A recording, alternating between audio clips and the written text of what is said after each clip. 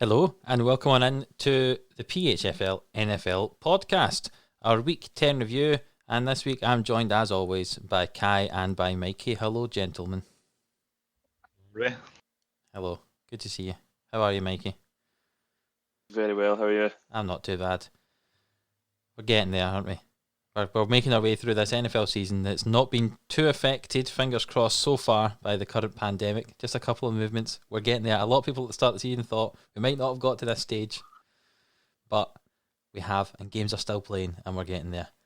And more importantly, I won in fantasy football this week. So, Mikey, unfortunately, who beat me. yeah, that was a close game. Mikey's still in denial that the stat connections might end up making him lose, but How much have I beat you by? Separated by 0.64 of a point. And I just know. So when my first season in the league, I played Adam when I was out in Australia, and I remember I checked the score, and I think you had won at that point. yeah. And there was a stat correction the next day. I think it came through, or maybe a day or two later.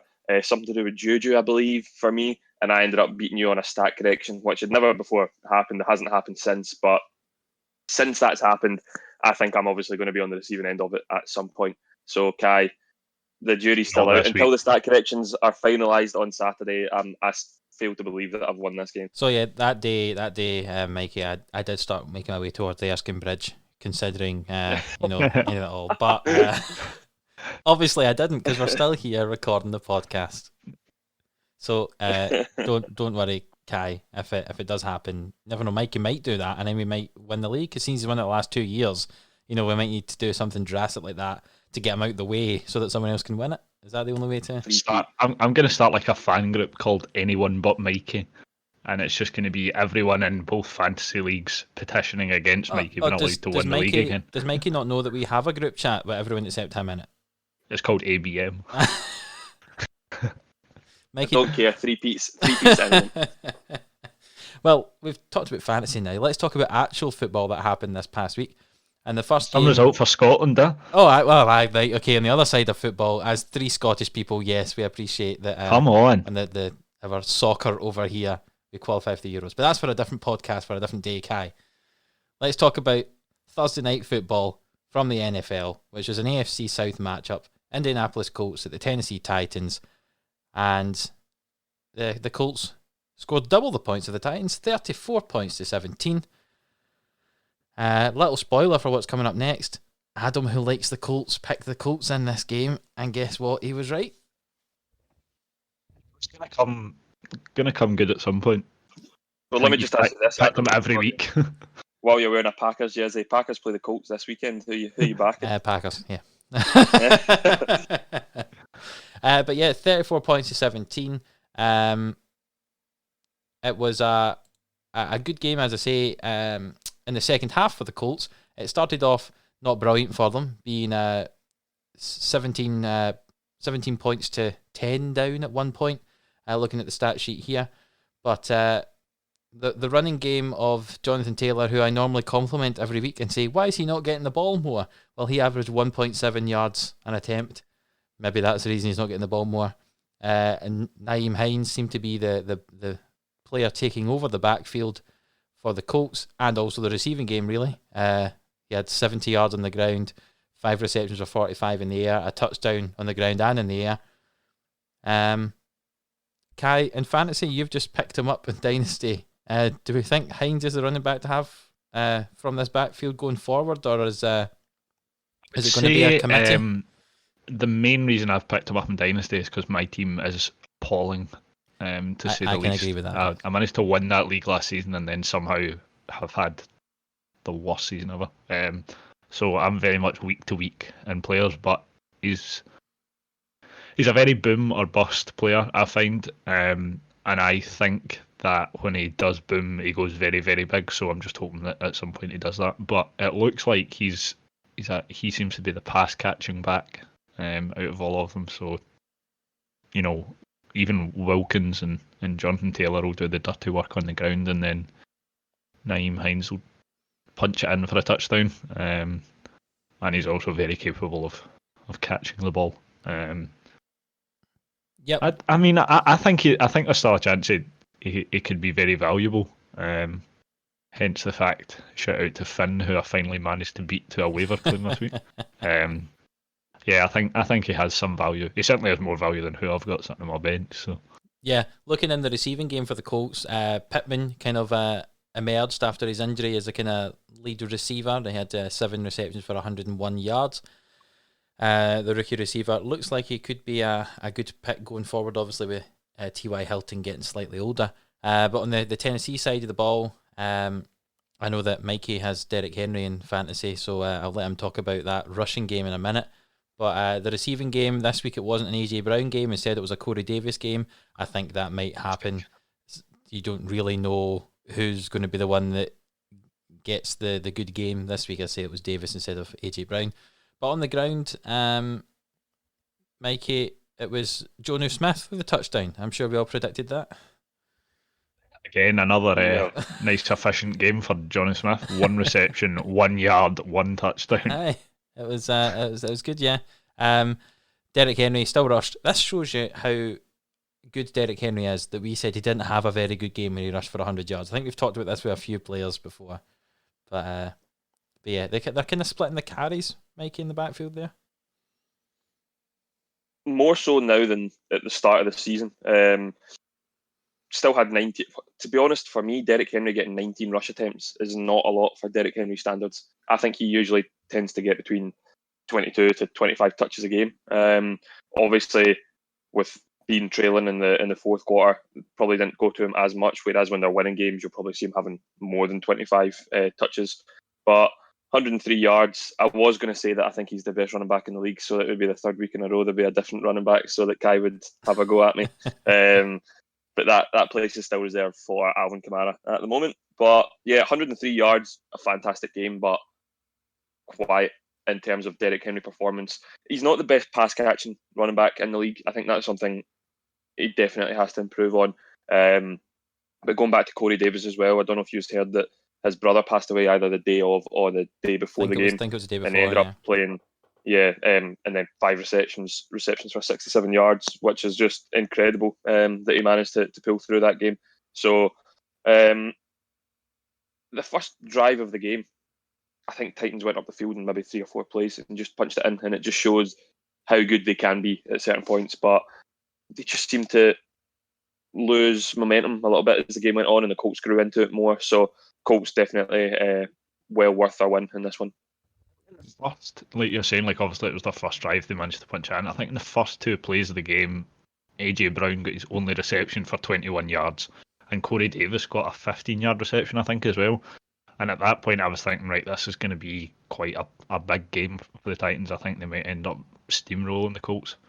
And then, like you say, like got in at half-time leading, and they just fell totally flat in the second half. And I think the experience of Philip Rivers, and he managed to push the team through to win it. I think that kind of shone through a bit. I'm not saying Ryan Tannehill's not experienced and he's not a good quarterback, because obviously we've lauded him quite a lot. But you can tell that there's a severe lack of big game experience, I find, at times for Tannehill. Yeah, I think that's a fair enough point. Certainly, he didn't really have much when he was in Miami, and now he's, as I was getting used to a kind of playoff caliber team here at the Titans.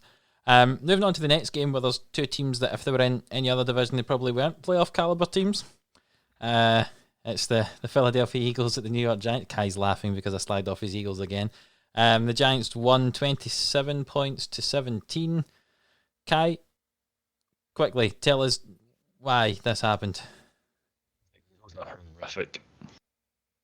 And we seem dead set on sticking with rubbish players. And Sorry, that's Kai's and analysis that's my of the Eagles game. shirt of the week. No. I'll talk about the game in general, and then I'll talk about the Eagles. I actually thought, and I said it during the week, I was confident going into this game because obviously we're coming out of bye. But I was also, I think I said a couple of times that in the back of my head, I was kind of wary of the Giants' momentum. Obviously coming off quite a big win last week, I thought they looked good, and they've looked much improved over the past few weeks. 2 wins in the bounce now, they might kind of kick on from that. which is a worry, obviously, for the Eagles. But Wayne Gallman looks as if he's going to be the back for the rest of the season. I think Devonta Freeman's kind of out. But with Sterling Shepard, Darius Slayton, and Gallman all playing well, and Daniel Jones has obviously got a threat in the ground, I think the Giants have kind of turned a corner a wee bit this season. They didn't go off to a great start. But the bizarre thing I found that there was no passing touchdowns. All the touchdowns for the game came on the ground. I'm just looking at that. Yeah, that is quite a strange stat. But neither quarterback threw an interception either, which is probably more surprising for Carson Wentz than it is for Daniel Jones. Daniel Jones was 21 of 28 for 244 yards, and Carson Wentz was 21 of 37 for 208 yards. So, a much better Giants performance than what we've seen at times this season. I don't know if either of you two want to talk about the game, and then I'll get my random Eagles boring bit out of the way. Well, I was just as the that wasn't your Eagles bit. That should have been the Eagles bit. And then nonetheless, I'll quickly talk to you, Kai, about the rushing game, because Miles Sanders obviously came back, had most of the carries, didn't get any of the touchdowns, annoyingly, as a fantasy owner of Miles Sanders. But that rushing game certainly looks improved, and I can assume that's only going to help Carson Wentz and perhaps improve that offense. Yeah. I think it helps the other two backs as well. See, when you've got someone like Miles Sanders, who's probably taking most of the heat from a fan's perspective, and also from the perspective of the opposing team, kind of looking for the lead back. I think when you've got Boston Scott and Corey Clement, who obviously got the touchdowns, it kind of takes a wee bit of the pressure off them, and they can kind of go back to their bit part roles that they've been playing. Carson Wentz looked as if he was trying to throw a lot more than the stats suggest, but nobody was really standing out as a receiver. Obviously, Jalen Reagor's back, but he's still going to take quite a bit of time to settle in. But you would expect more from him. You expect more from the likes of Fulgham and Greg Ward and stuff. So I don't think it was a great Eagles performance. Summed up by the fact that we were 0 for 9 on third downs, which is absolutely pathetic. I did not know that was the stat for that. Did not convert a third down the whole game. Aye, that is so bad. So when you have your lead running back in the game, and you can't convert a third down, like it's worrying. Two things, and then we can move on. One, O-line troubles are continuing to plague us. We've now allowed 3 or more sacks in a game for the 8th time this season, which is the most in the NFL, which is bad. Yeah. Over 3 sacks in a game for the 8th time. We've only played 9 games. Like, it's worrying. And I now have a real concern that we finish with a record of 5-10-1. Does that win you the division, or do you think the Giants will get that? I think the Giants win the division. I think there's even a chance that Washington finish with a better record than that. I think the only 2 games we win are against Cowboys and Washington, which come in the last 2 weeks of the season. I don't think we win until then. What's your opinion, Mikey? I would be happy to be proved wrong. Do you think, Mikey, that the Giants are going to win this division now? I really don't know. I just that is the right answer. When you talk about like the Seahawks division with the Cardinals, the Rams, and even the 49ers, you're like, oh, who's going to win this division? It's so interesting. This is the exact same scenario, but just on the opposite scale. You're just like, who's going to win this division? Like, someone, please, for the sake of football, win this division. But this division, more than any other, will come down to the divisional games. I know there's been a few already, but as Kai said, Eagles still have to play Cowboys and Washington again in the last 2 games of the season for you. Week 16 and 17. So, huge. That'll be huge. I know week 17 is always divisional games, but that'll be very interesting to see where obviously Kai says they might not win until then. Regardless of if they do or not, they're going to go into those 2 games hopefully still in contention to win, because if the Eagles play Washington in the last game of the season, that means that the Giants will be playing the Cowboys last game of the season. And that's the Giants' only divisional game between now and the end of the season, is that last one. So, who knows? This all depends on if the Giants can kick on from back-to-back wins.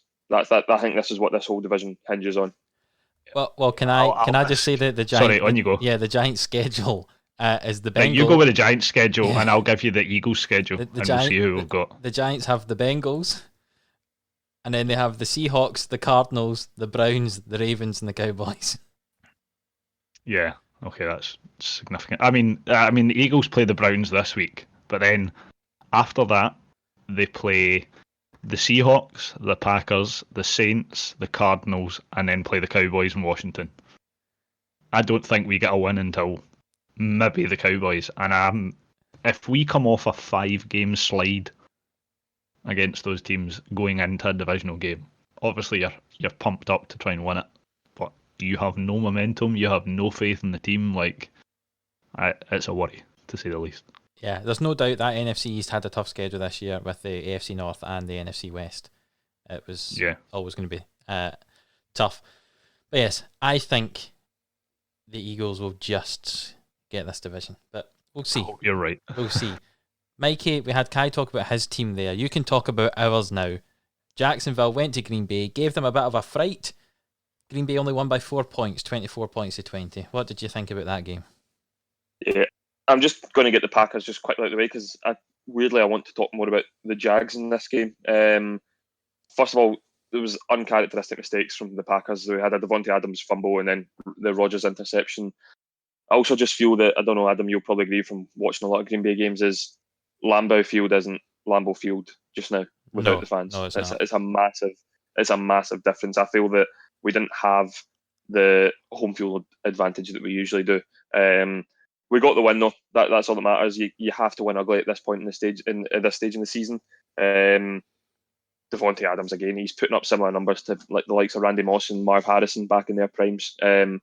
Still think that another wide receiver is the best in the league, but I would probably put Devontae Adams second, but we'll get to that later on in the podcast. I'm assuming this wide receiver you're talking about is Marquez Valdes-Scantling with 149 yards. No, sorry. No? Alan Lazard. Sorry. Oh, sorry, yes, Alan sorry.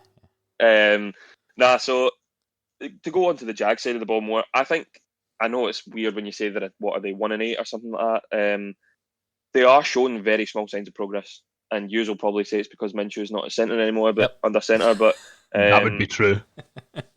I think that this defensive unit for the Jags is looking as good as it did in weeks 1 and 2. Week 1 against the Colts, obviously, as well. They had 2 forced fumbles this week, an interception, 80 rush yards allowed in total. Special teams did well, obviously, with the Keelan Cole touchdown. There seems to be signs of life. I'm not going to say that they're going to light up or win games the rest of the season, but this is, when you're in the position that the Jags are, this is what you want to see as a fan, as a coach. James Robinson, over 100 yards rushing again. I've got this note here that, politics aside, there is absolutely no doubt in my mind that he's the rookie of the year, offensive or defensive. How you can bring someone in that's an undrafted player and he's now became a lead back. I think he's top 5 in rushing yards at the moment. If it wasn't such a quarterback-driven league or something like that, he is 100% the rookie of the year. I don't see how you can, if you think about where he's came from to where he is now, that has to put him at least in the conversation, if not as number 1. But yeah, as I said, Packers won ugly, but I'm really not confident about the Colts-Packers game this Sunday. They seem to be bringing the momentum, as you said, and we've kind of stumbled the last 2 weeks. But overall, not the best game to watch, but just happy that the Packers got the win. In terms of the stumbling, how much do you think that has to do with the kind of COVID protocols we've been in last week before the 49ers game, and that kind of edged into this week, the preparations and stuff like that? I'm sure that's going to affect not just the Packers, obviously, but all the teams that have to go through these. Like, they end up not being able to train in facility and they're doing it virtually. I think it does have a more of an effect than we might actually think. I think we've seen it. I can't remember who the Lions played last week, but apparently Matt Stafford didn't see his team all week until the day he got to the stadium for that game. Obviously, that's massive. You can't be in training with your offensive line and your wide receivers, etc. You're only speaking to them via FaceTime or Zoom calls. It's going to be hard, and I think the Packers have been doing that a lot at the moment, but seems like we've came out the back end of it. I don't think there's many more cases within the team. I know that Wisconsin's actually quite bad at the moment, but hopefully we'll have a fully healthy unit for the Colts game, because I think we're definitely going to need it. Yes, I totally agree that Colts defense is a really good defense, so we're going to have to be on our game.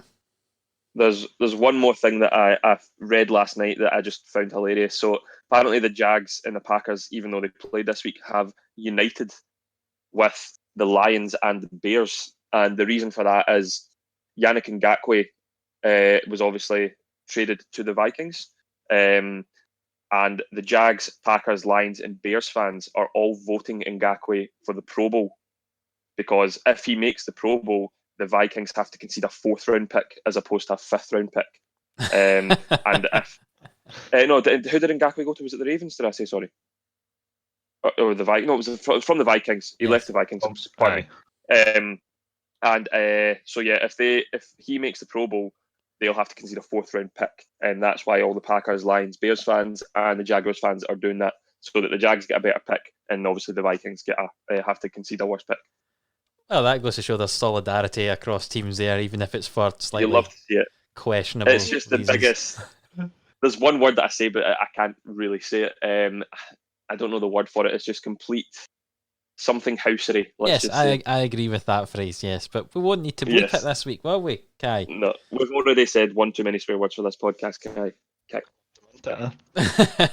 Well, let's move on to the next game. It's the first game that I had, and it was the Washington football team. See how I said that right? Normally I end up slipping up there, but Washington football team were at the Detroit Lions. Detroit won 30 points to 27 with a Matt Prater field goal as time expired. I thought this was going to be another game where the Lions throw away a huge lead. We talked about that before, that they'd done it a lot, but yeah, they were at the end of just before the end of the third quarter, I should say, they were up 24 points to 3, and the Washington football team had a comeback. Tight.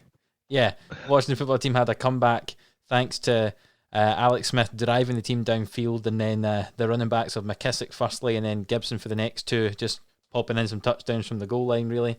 As an Antonio Gibson fantasy owner, I was happy to see a couple of touchdowns. That helped me win my my matchup. But we talked about this before.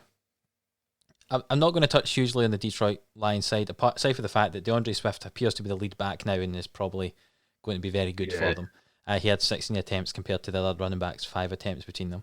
But on the Washington side, I think we said right at the start of the season, if Alex Smith plays a snap of football this year, he's the comeback player of the year. Yep. And now he's not only played a snap, but now he's actually played this full game. At the end of last game, he had a few dodgy throws that ended up in interceptions, but this game I thought he didn't throw a touchdown, but he drove the team up the field on potential game-tying drives, several times there, to bring that game back. He had 55 attempts, 38 completions, 390 yards. Now, I know that 50... I mean, like the 55 attempts alone just show that the guy is it would be really easy in the position he's in when he's coming off such a big injury to just dump the ball off to running backs. I mean, those 55 throws. He did, because probably 15 targets went to McKissick. Aye. But I mean, even 40 attempts for the rest of it, it shows the guy's he's no scared to get involved again and put himself on the line. Yeah, he was. I think really I during commentary of the game, they were saying that he's obviously wearing a specialised brace on his leg, because I think he had drop foot after the injury, so he couldn't quite extend his leg properly. So this specialised brace he's got, he says he's tweaked it every week because he's obviously learning how it works and all that kind of stuff. I listened to that as well. But it would appear that this week it's he's starting to get into the groove again. Yeah. I think the guy, it's just so impressive. We were talking about the other NFC East teams, and I think there's a chance here that this team ends up winning the division as well, because I think with Smith coming back now, he's getting paid $20 million. In case you didn't know that, he still has that big contract from when he got signed. Okay, so he getting paid $20 million this year, and I'm sure next year he gets $20 million as well. So there's a reason he's getting paid that, because when he did go to this team, he was a really good QB in terms of. Mm-hmm. See if we were doing Pro Bowl level quarterback. Exactly. He's capable of taking this team to the playoffs, because there are weapons on this team. Antonio Gibson and J.D. McKissick as a backfield, I think, is a very solid backfield. You've got receivers in McLaurin, and I know that's the other ones are maybe not quite up there yet, but you've got that lead receiver in McLaurin. He's liking the tight end Logan Thomas here, 4 receptions for 66 yards. Is this turning into like how it was for him at Kansas City? With, a decent backfield, one main receiver, tight end he likes? I think when he got injured, I think they were 6-3 or 6-2 or something like that in their division. They were leading their division. He was putting up another Pro Bowl caliber season. So 100%. I think, as we spoke about after the Rams game, I think he needed that Rams game. He needed that bruising, hard hitting defensive side to make contact with him. And I think now you see he's slowly grown into the games a bit more. He's got more confidence. He's not afraid to get hit now. I think that was really important because we've spoke at length who's going to be the main quarterback in Washington next season. If Alex Smith has a good end to the season, regardless of if he gets him first in the division, if he leads him to a good season, he could be the starting quarterback next season. I fully 100%. I would say even though he's been cleared to compete, he's still only playing at probably 85-90% of his capacity because of the injury. It's hard not to. But 100% Alex Smith could 100%. I didn't mean that. That was 200% in a row. 100% Alex Smith could 100% lead this team to the playoffs. Either this 100%. Yeah. 100%. 100% of the time, some of the time.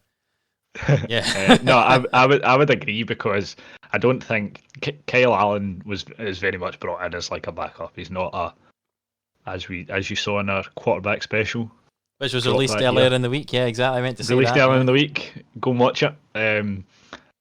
None of us really rated them that highly. None of us rated Dwayne Haskins that highly either. Like, they were in a bit of a situation with quarterbacks where I don't think anyone would have expected Alex Smith to come in and be the starting quarterback for a number of weeks, but I think it's the way forward for him. If he can stay fit and he can keep improving on his fitness levels and obviously not pick up any injuries, I think there's more benefit to having him going forward, and then potentially trade Dwayne Haskins or try and get rid of him, because for Dwayne Haskins' sake as well, I'm not saying he's a bad quarterback, but the only way he's going to improve is if he plays, and sitting on the bench for Washington is not the way his career wants to go. Well, the reason that he was drafted so highly is because he did do well in college, so he clearly has talent.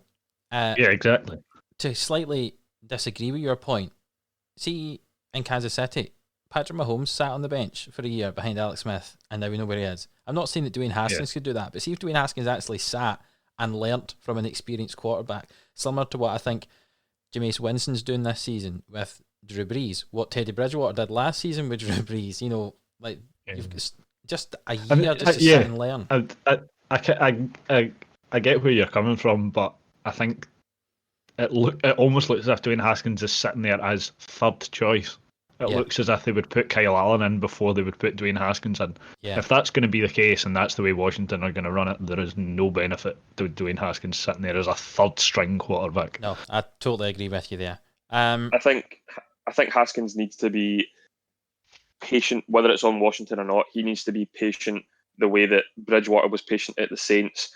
And obviously you don't wish an injury upon anyone, but Drew Brees went down last season and Teddy Bridgewater went 5-0 and got this contract at the Carolina Panthers, and now looks like a very, very good playoff caliber quarterback once they have CMC fit and everything like that. So I think that's maybe what Dwayne Haskins needs to do. He needs to realise that his position in the league, he's not a first starting quarterback at a team, but that doesn't mean he won't be in the future. You just need to find the right opportunity and bide your time, and when that opportunity comes, he needs to be able to grasp it.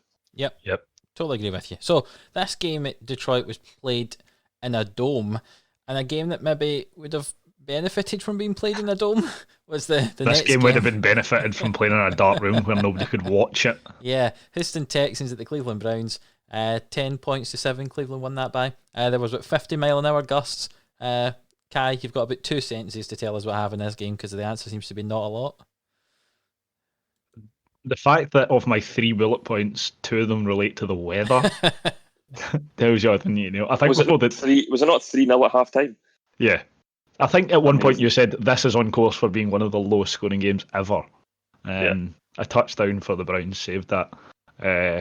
For anyone that's not watched it or not watched the highlights, don't bother. It's horrific. I said before the game, I thought that Nick Chubb was probably going to have quite a big day based on the fact that it was windy, so they'd probably be running the ball quite a bit. But not only did he have a pretty good day, him being back also meant that Kareem Hunt had a pretty good day as well. Nick Chubb went for 126 yards and a touchdown, and Kareem Hunt went for 104 yards. You were expecting it to be run heavy based on the weather. Less than 300 combined passing yards for both teams. Again, weather. It was pretty horrific. And the only other thing I've got to say is if you are currently a Jarvis Landry fantasy owner, shout out to Mikey, who I think still has him on his bench. He's gone 9 games without a receiving touchdown, which is the longest drought of his career so far. Now, you could understand that being the case if OBJ was in the team and playing weekly, but Landry is the lead receiver. To go 9 games without a receiving touchdown is slightly worrying. Yeah, I think I've only played him once this season in fantasy. I think that was because of massive injuries and Michael Thomas being Michael Thomas this season. Yeah. So I think, listen, if anybody in our league is listening and wants Jarvis Landry, I would not be asking much in return for Jarvis Landry.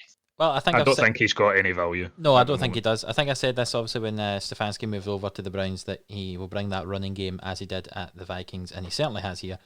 19 rushing attempts each, as Kai was saying, for Chubb and Kareem Hunt.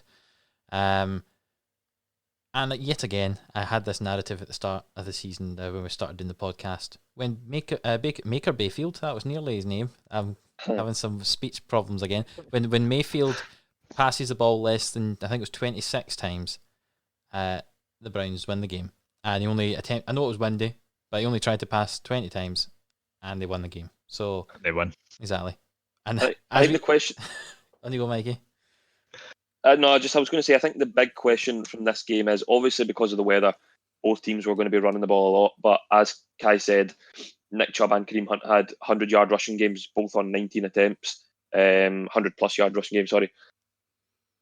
Can you see that as a fantasy owner continuing as the season progresses, or do you think that was solely because of the weather? That's the way they want to play. Yeah, I think you've seen that in weeks before as well. See, before Chubb went off injured, Kareem Hunt had some of his best games, and I think they complement each other really well. And I think we've said it before on the podcast, is that it's very much like a 1-2 punch between the two of them.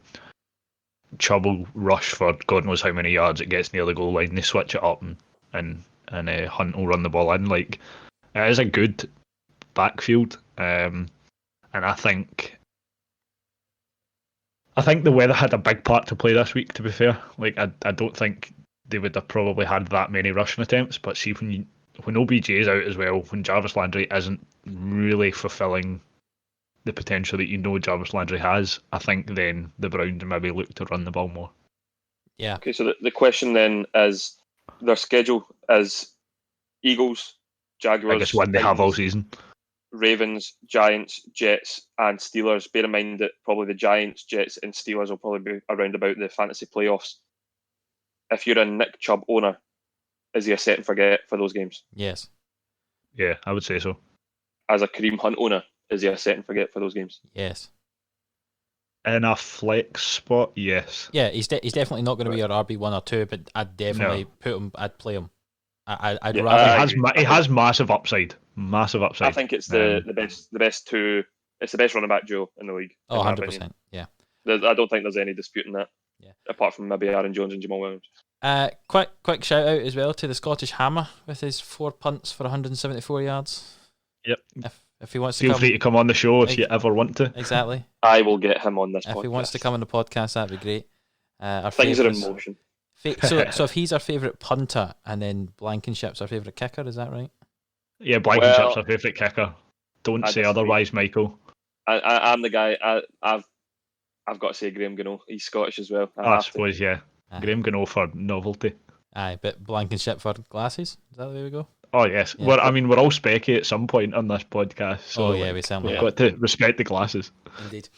Let's move on to the next game. Kai, you're looking at this as well. Do you think this game maybe took the points from the Cleveland game? From the other game? Yeah, it was 46 points to 23 that Tampa Bay beat the Carolina Panthers.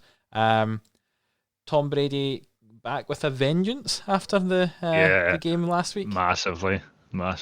I mean, you both know, and I'm pretty sure anyone that listens knows that I love a stat. I'm a stat man.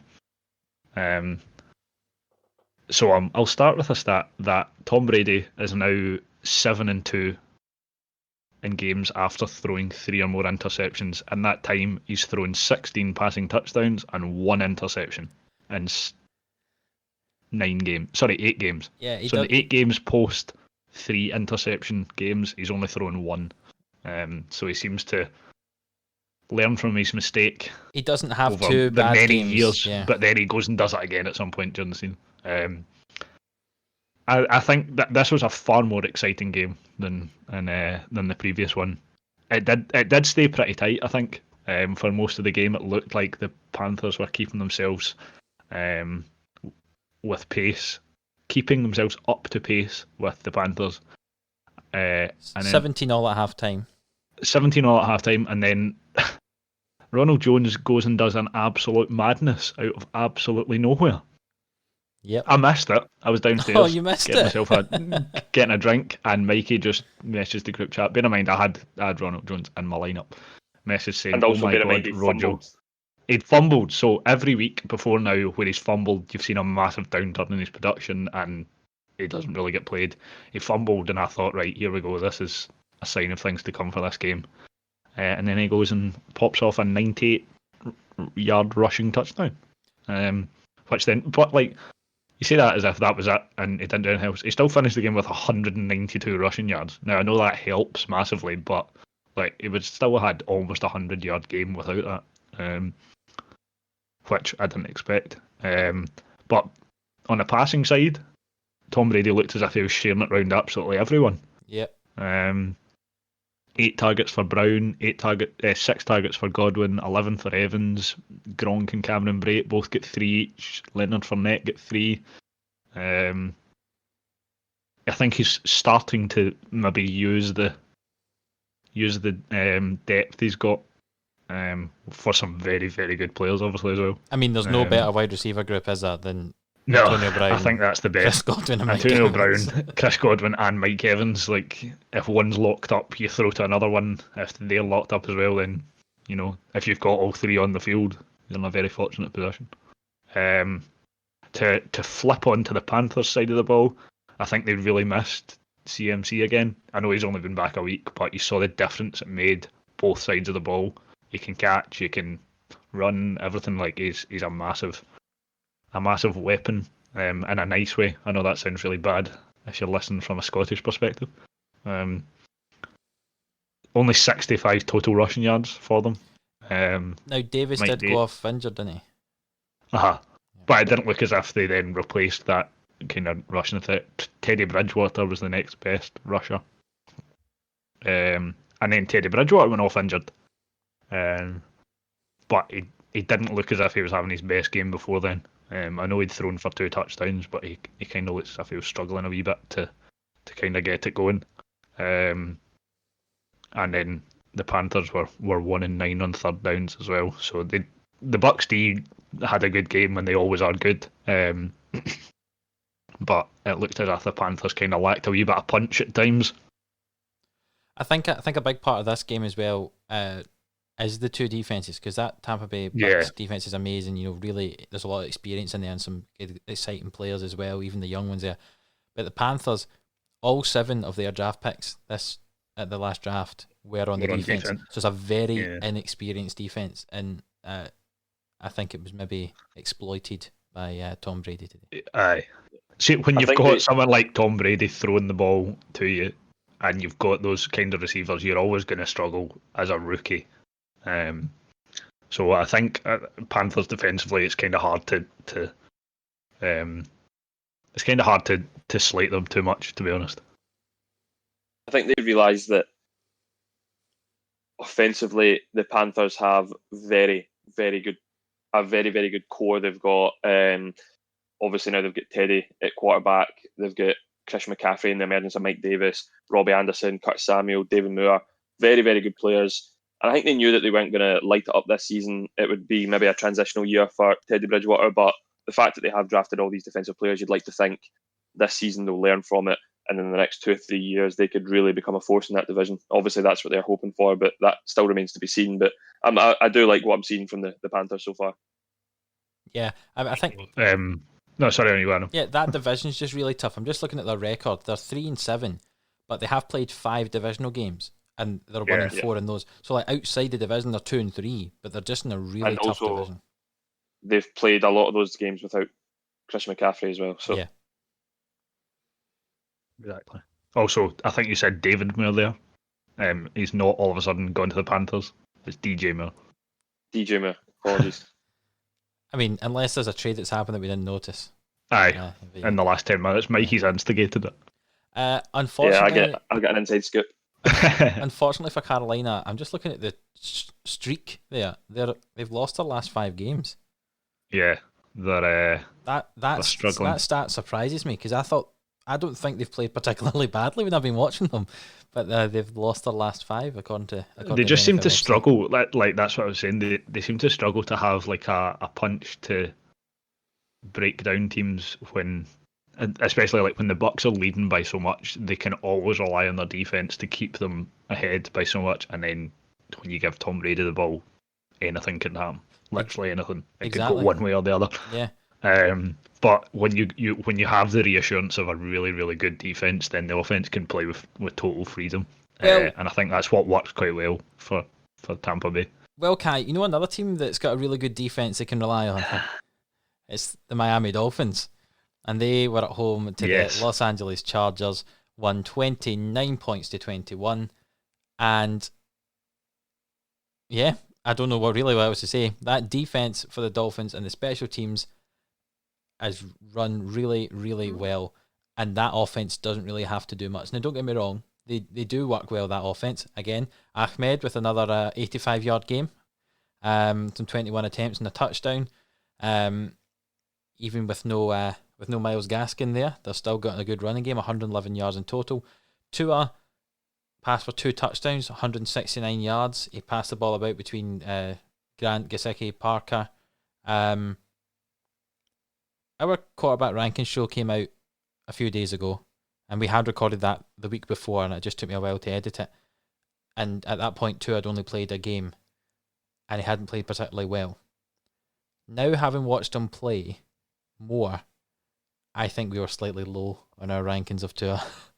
I think if we did that this week, I think that's what I'm pretty sure someone said it. I don't think it was myself. Might well have been you, Mikey, or yourself, Adam. Was that he was really only there on such a small sample size. Like, it was so hard to put him any higher because we'd barely seen him in the NFL. I would say I would rank him much higher now. I would put him up there with Joe Burrow and Justin Herbert because I put them next to each other and low 20s. I think I would put him in there. I don't know if I said to both of you, I know I definitely said to Kai that obviously I watched a lot of college ball as well, and before the draft, if you are taking all injuries out of play, between Tua, Joe Burrow, as much as I love Joe Burrow and as much as Justin Herbert's been lights out this season, Tua is the best quarterback out of the 3 of them, in my opinion. Yeah. But obviously he had the hip surgery. He actually had the hip surgery a year ago, roughly about a year ago today. Or just on Monday potentially.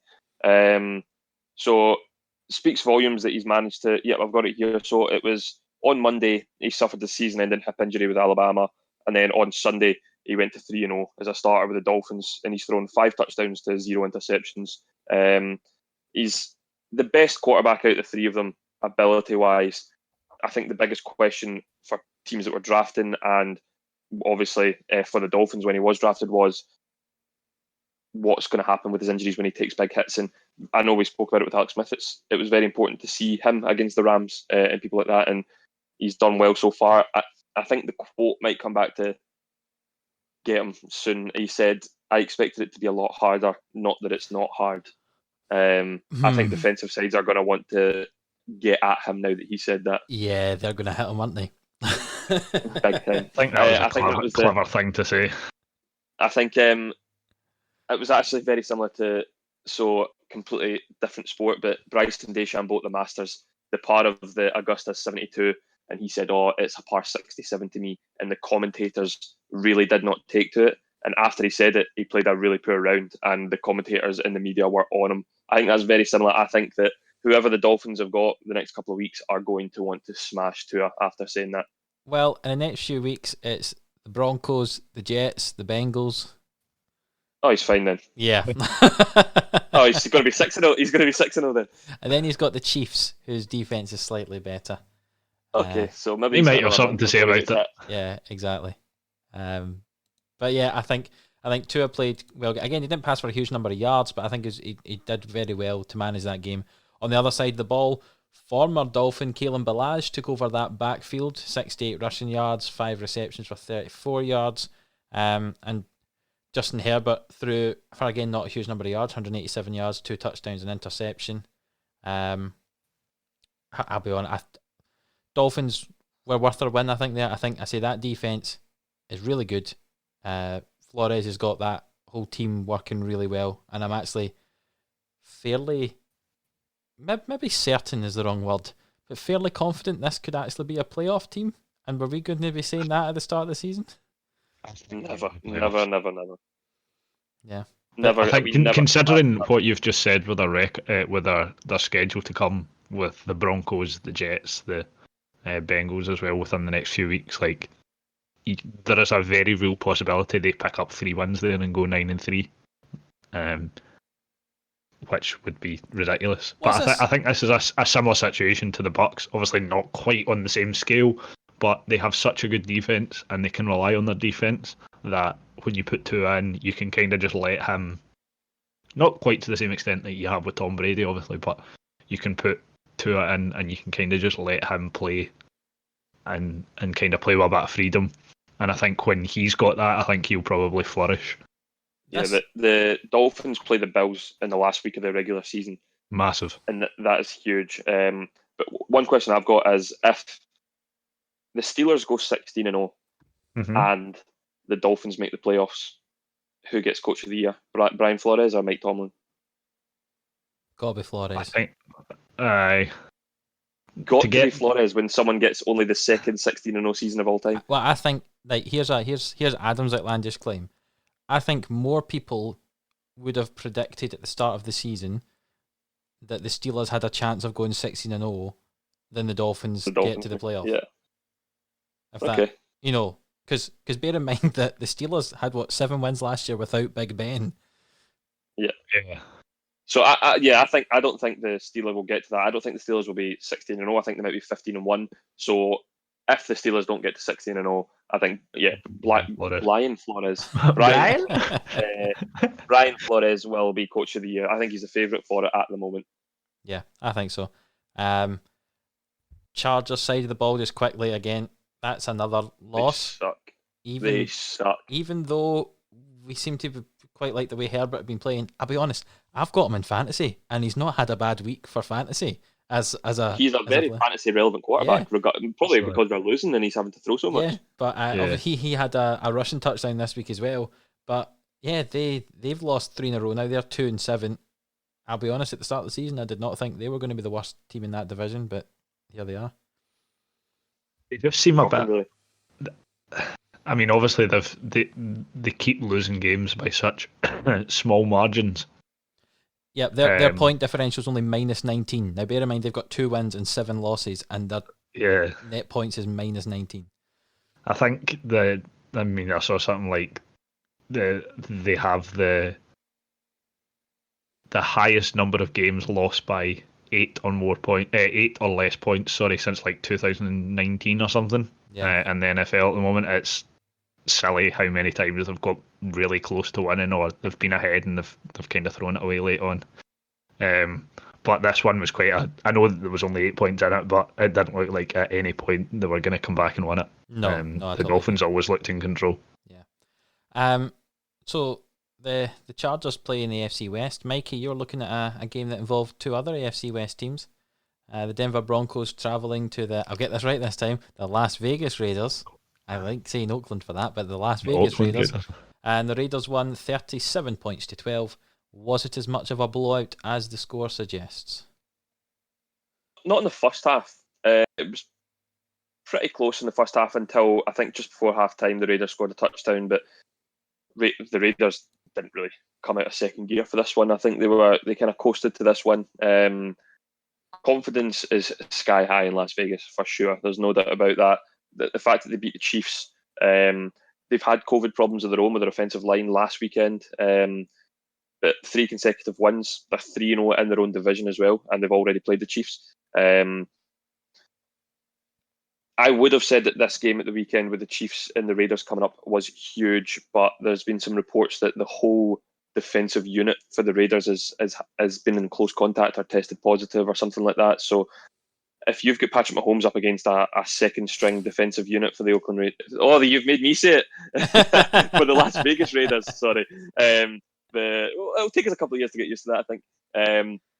I think keep an eye on that because Patrick Mahomes coming off a bye with his whole team rested against a second string Las Vegas Raiders defensive side of the ball could get ugly, really ugly. But yeah, as I said, keep an eye on that. For the Broncos, they lead the NFL in turnovers. They've had 21 on the season.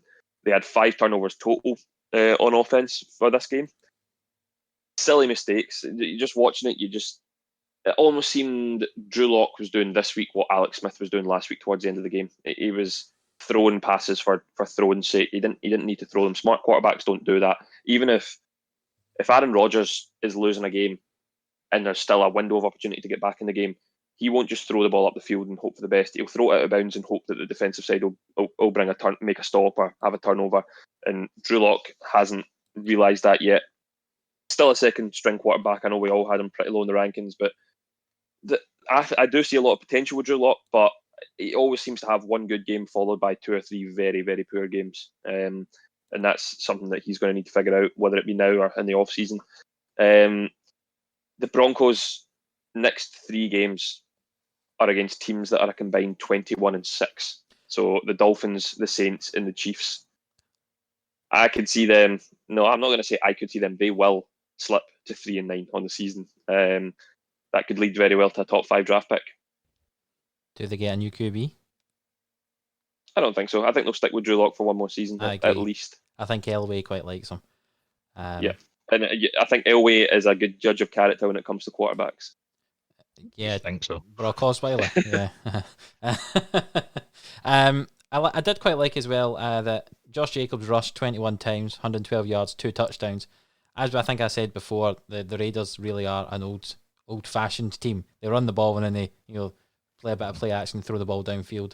A bit of I'm really liking the Raiders this season. Yeah, a bit of a revenge game for Devontae Booker though as well, having played his first few years at the Broncos and then coming out 16 carries, 81 yards, 2 touchdowns.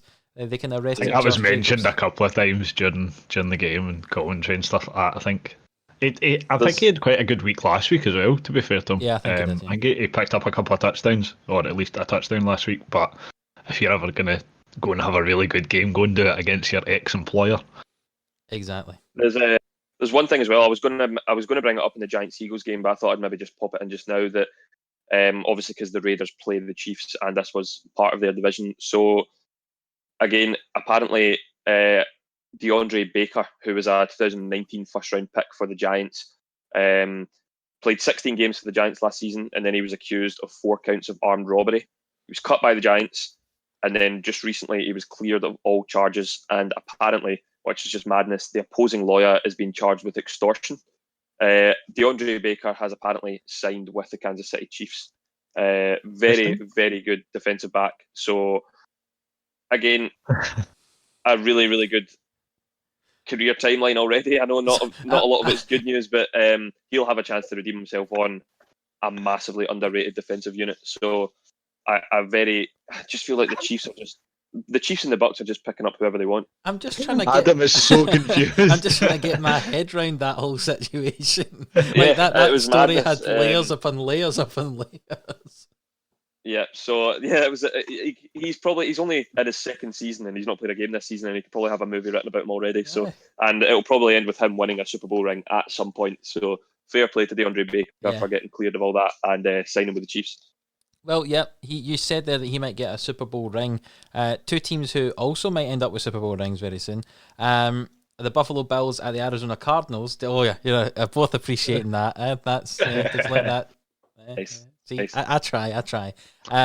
The Cardinals ended up winning 32 points to 30 according to my sheet here. It seems like a strange score, but it was correct.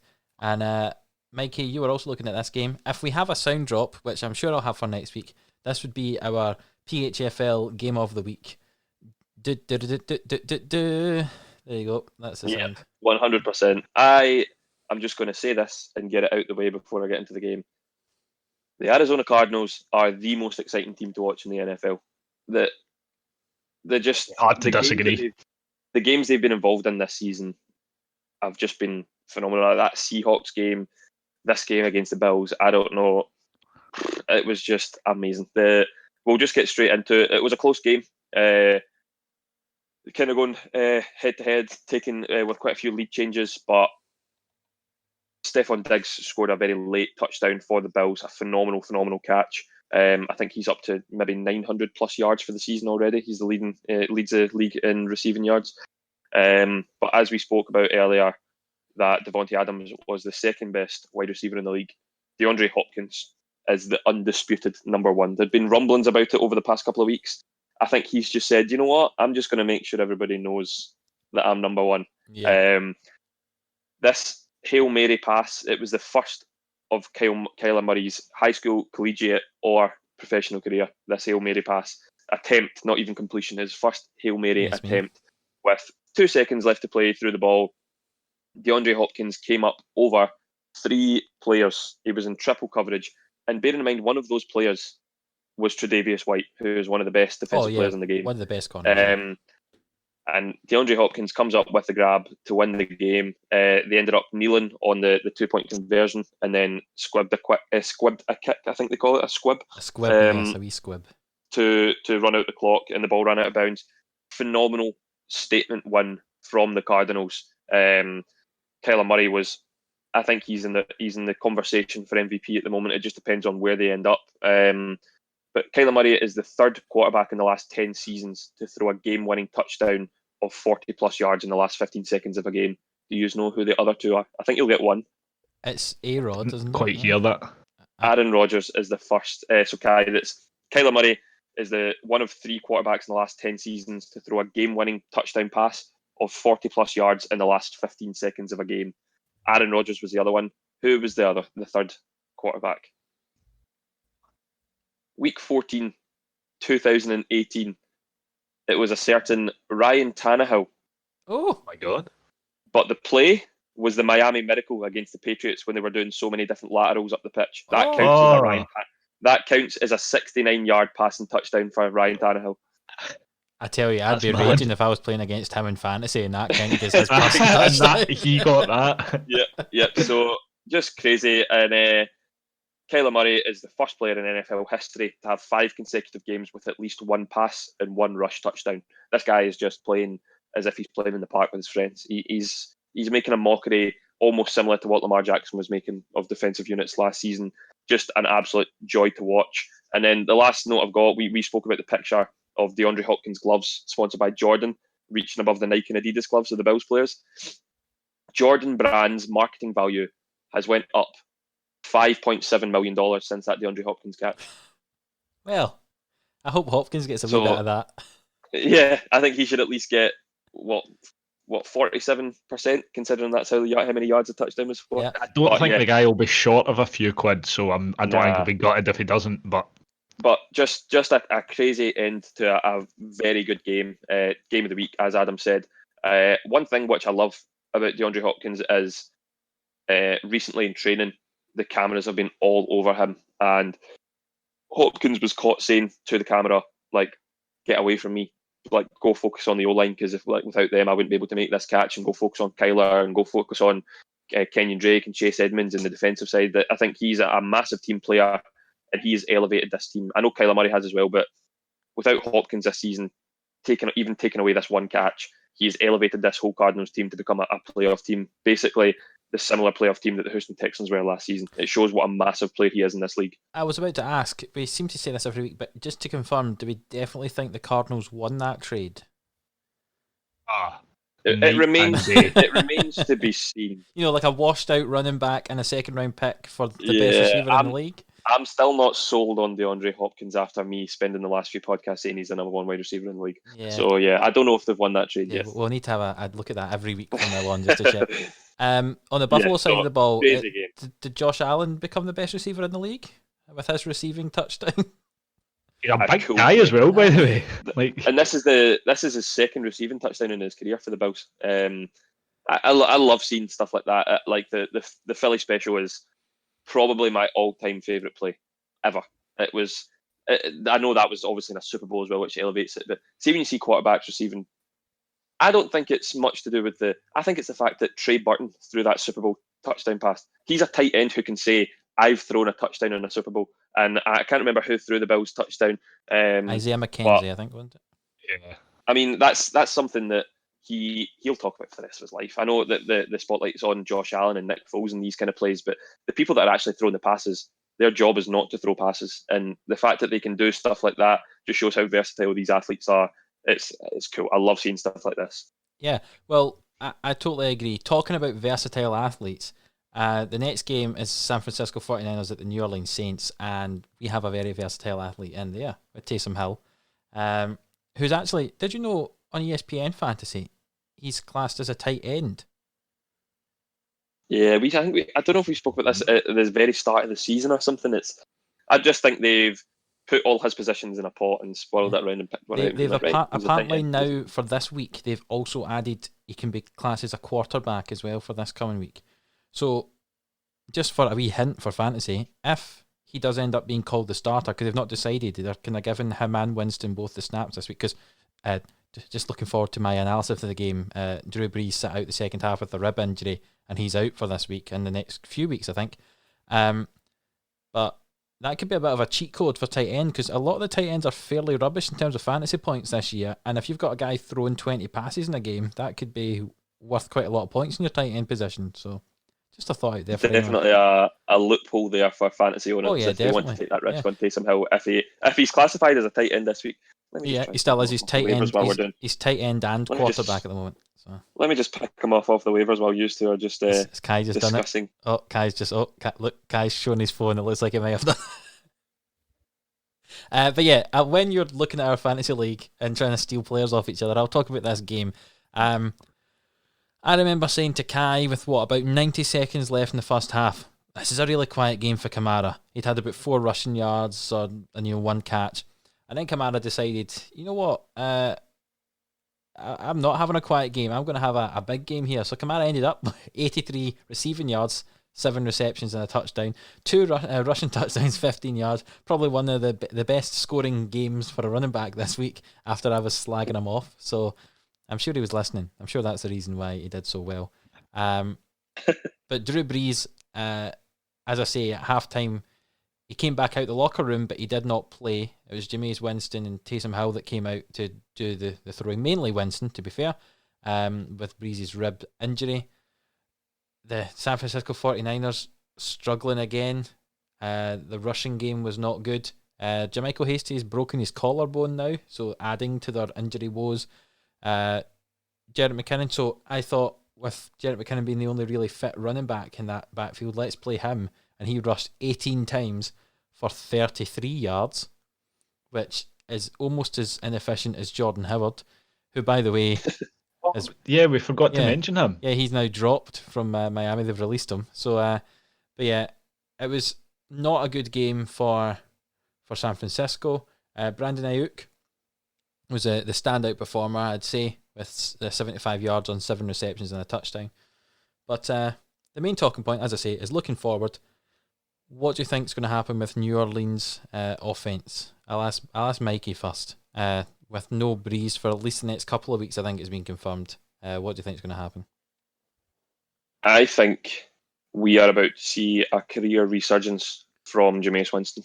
I agree. I don't rate him massively as a quarterback, but there was all these rumours in the offseason that he actually had vision impairments, and he's now got he got surgery to impair his vision. You've seen him. I don't know if you social media. You've seen him training in the off season. This is him getting the same similar chance that Teddy Bridgewater got last season. I know Teddy Bridgewater got 5 games.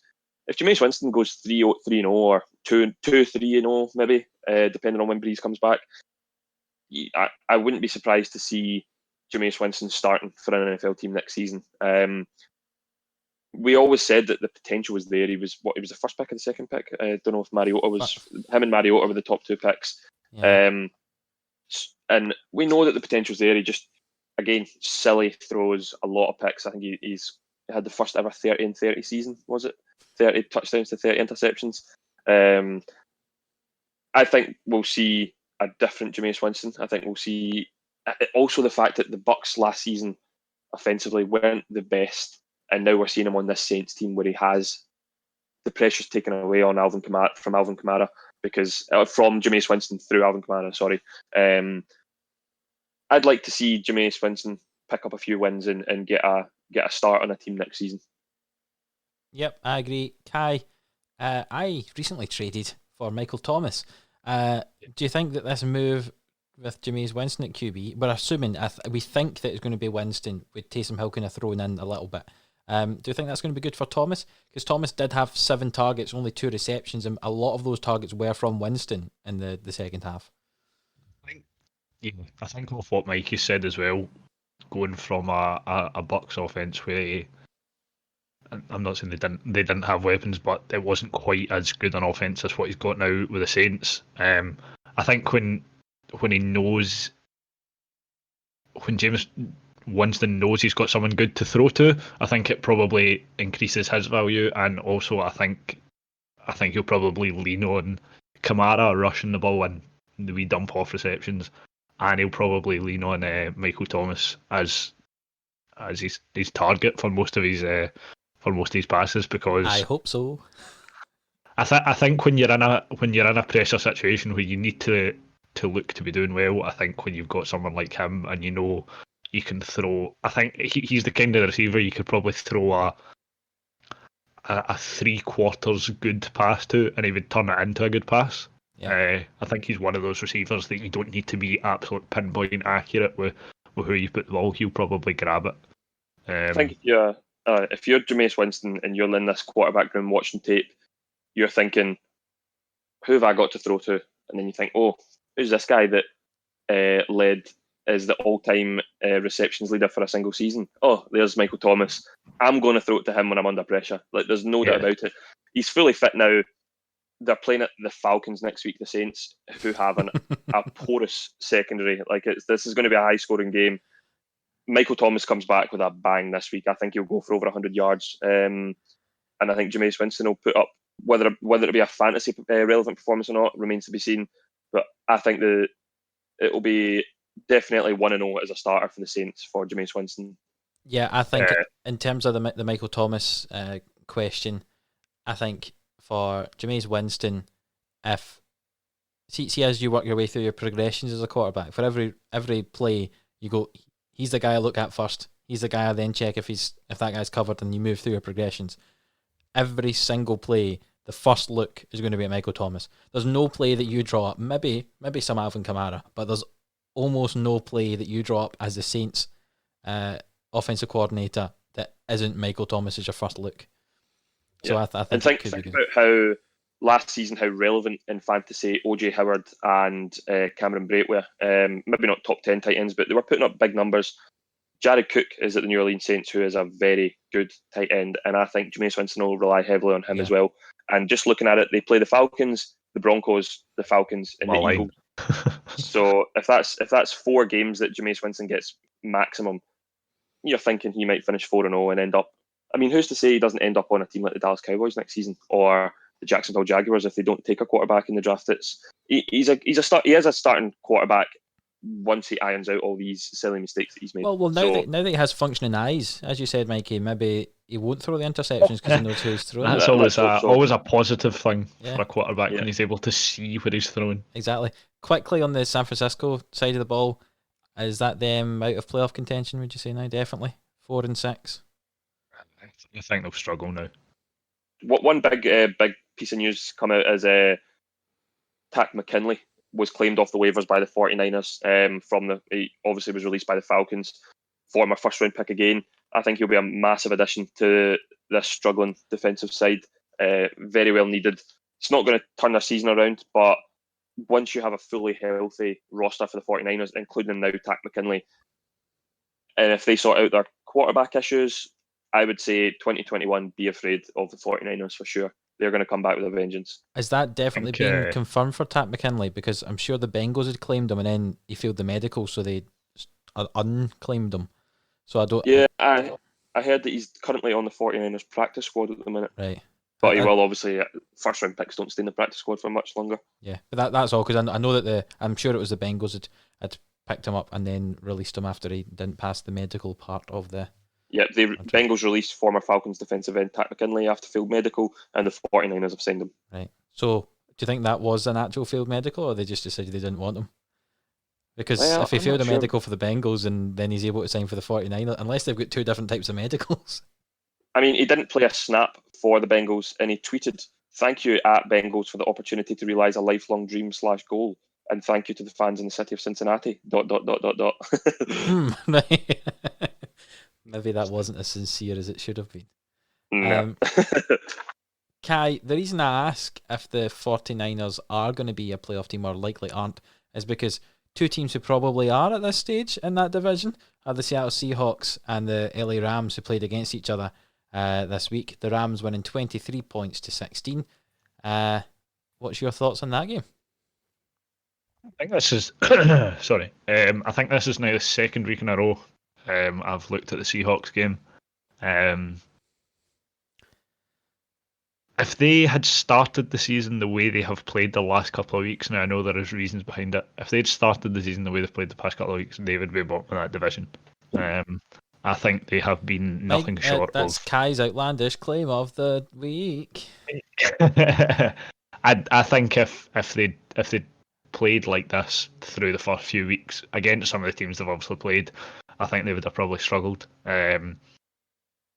What I would say though about this week was I thought the Rams were very, very clinical. I know the Seahawks are struggling, but I thought the Rams played very, very well.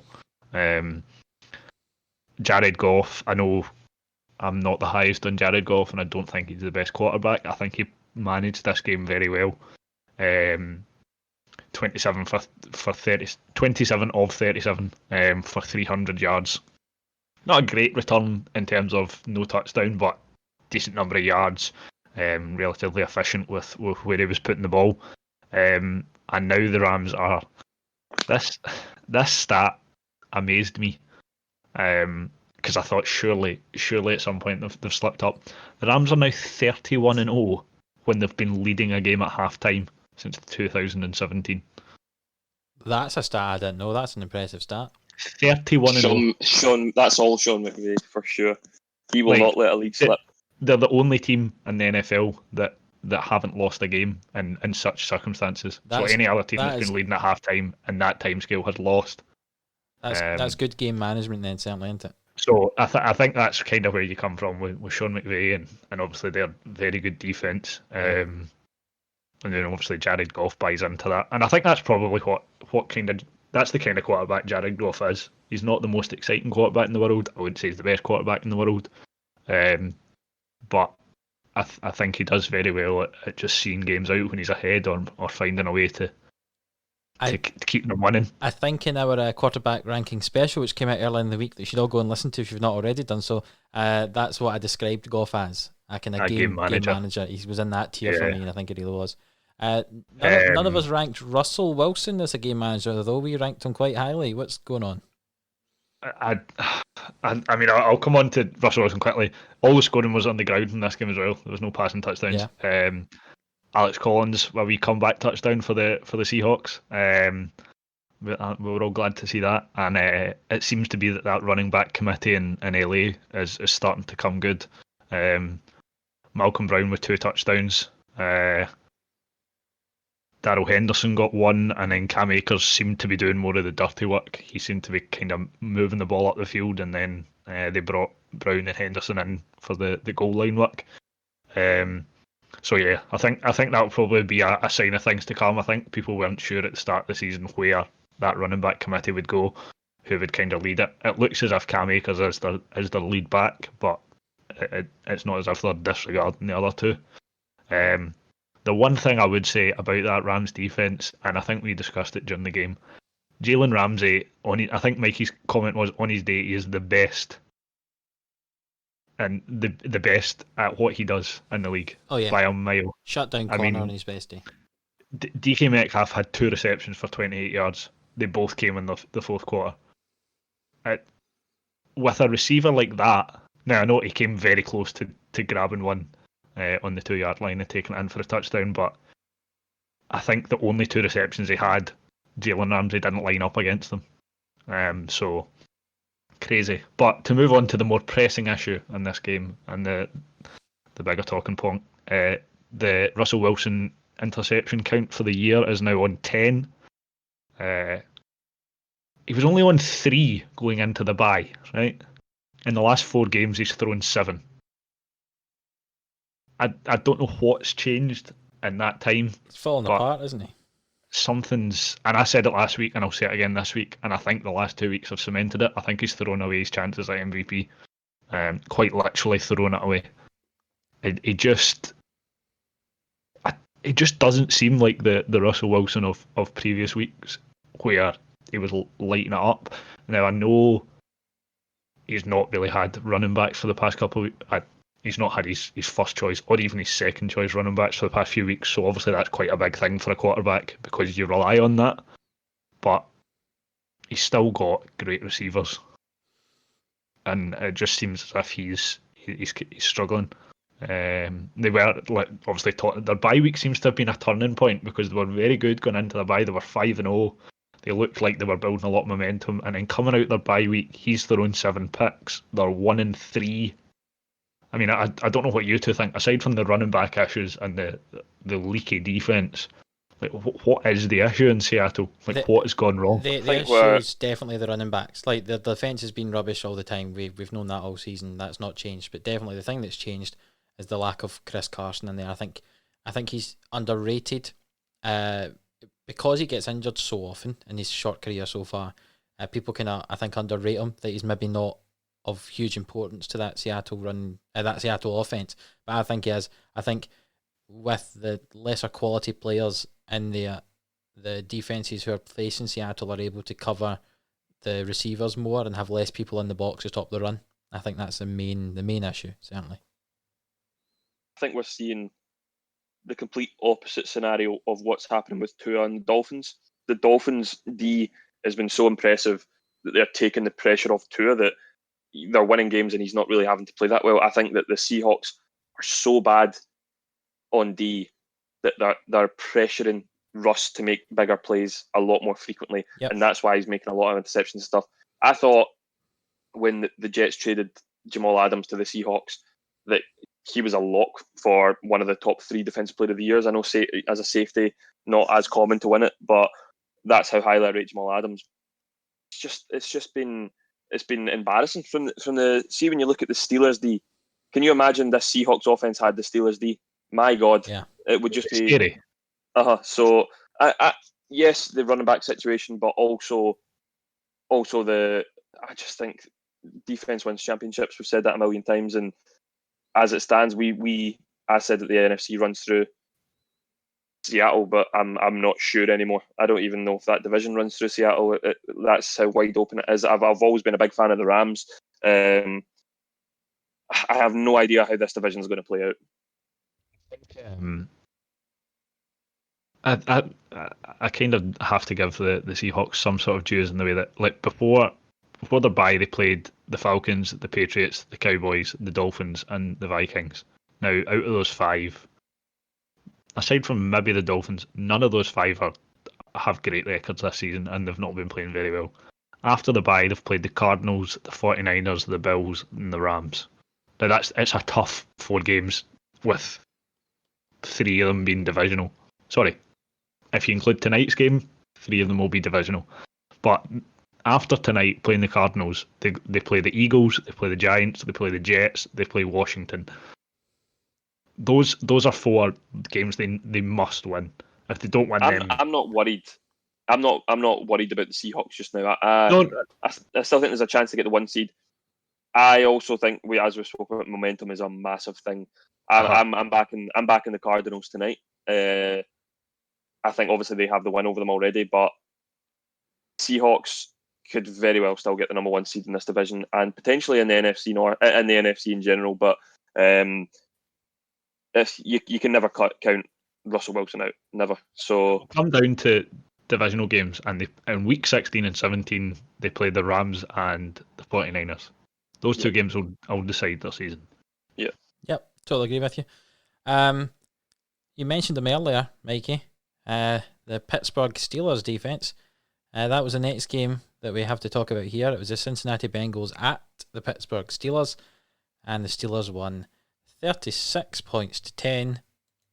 Again, just looking slightly forward, I think both me and Mikey might have fancied a possible upset from the Bengals here, and we were wrong. Big Ben threw 46 times, only completed 27 of them, but Chase Claypool, Deontay Johnson, and Juju Smith-Schuster catching most of the passes. Claypool with 2 touchdowns, Johnson with 1, Smith-Schuster with 1. The rushing game was fairly ineffective, 44 rushing yards for Pittsburgh, but yeah, that defense is good, and so is that passing game. On the Bengals side of the ball, I think they missed Joe Mixon. I think he's a big part of that offense. Joe Burrow, he didn't throw an interception, but it was just the 1 touchdown, just over 50% completion for 200 yards. And AJ Green, 5 targets, 0 receptions, very quiet again this game, but T. Higgins and Tyler Boyd leading the way there. My main takeaway for that game is just that passing offense in the Steelers is really good. I think all 3 of those receivers, if we just talk about fantasy for a moment, are fantasy relevant. You could pick any of them. I think they'll all be solid. Similar to the way that the last couple of seasons you could have played the 3 from the Rams when it was Cooks, Woods, and Kupp. I think you can again play the same here, and they might have a dodgy game here and there, but they'll all be fairly solid for you. They've all got a chance of breaking out. Yeah. But yeah, my main takeaway is I think the Bengals miss Joe Mixon. Do any of you have any comments about that? I miss Joe Mixon. I think the reason I took the Bengals, I'm not going to speak for you here, Adam. The reason I took the Bengals this game, 2 reasons. I think the Steelers are going to lose at some point, so I thought, why not just take this game? But they proved me wrong. Fair play to them.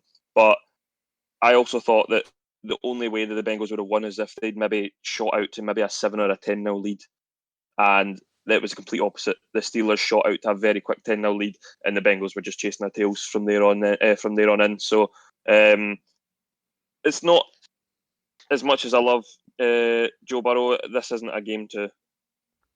Wasn't the best of games for the Bengals. I know quarterbacks are the main focal point of the offense, but I think you are 100% right. I think Joe Mixon is a franchise player for the Bengals, and they missed him massively. So hopefully they'll bounce back from this game. I'd like to see them finish with a relatively healthy record. But the Steelers were just phenomenal again. Obviously, when we put the predictions in on Sunday afternoon before the games, obviously we'll come on to that, but I'd taken the Steelers, and I saw both of you had taken the Bengals. Part of me was kind of agreeing with you, and I could see where you were coming from the perspective as well that I know you've obviously not been very high on him this year so far. Adam, Big Ben Indeed. hadn't been in training all week. He hadn't practiced with the team. He was talking about not having any in-helmet practice, which obviously, even if he's not fit, what he says he usually does is stands behind the quarterback with his helmet on so he can hear the play calling and he can kind of get a feel for the offense. He said he was having to do all that from home. He was just watching tape. So for a quarterback that's maybe not been, I know he's obviously on a team without a loss. There was probably they were probably not at their strongest this week, but they proved everyone wrong. Yeah, A rather emphatic victory, I would say, in the end. Yeah, well, I think we know historically Big Ben's not hugely enjoyed doing practice, especially during the off season. He doesn't normally like doing anything by himself. So I have a feeling possibly Big Ben might just be saying to Mike Tomlin here, could we just do that for practice every week? And I just sit about doing nothing. I'll just sit at home. Yeah, because I'll come out. You guys practice. Throw 4 touchdowns, Yeah. The funny thing is, Big Ben has earned that right. Oh yeah, 100%. He probably could get that from Mike Tomlin, because he's been that much of a legendary quarterback. So, but yeah, it was not an interesting game to watch, to say the least. No. I think the Steelers were in total control this full game. I think 16-0, I still think that they will drop a game at some point. I don't know who to. The Colts are sticking out in my mind when I look at the schedule. Ravens on Thanksgiving.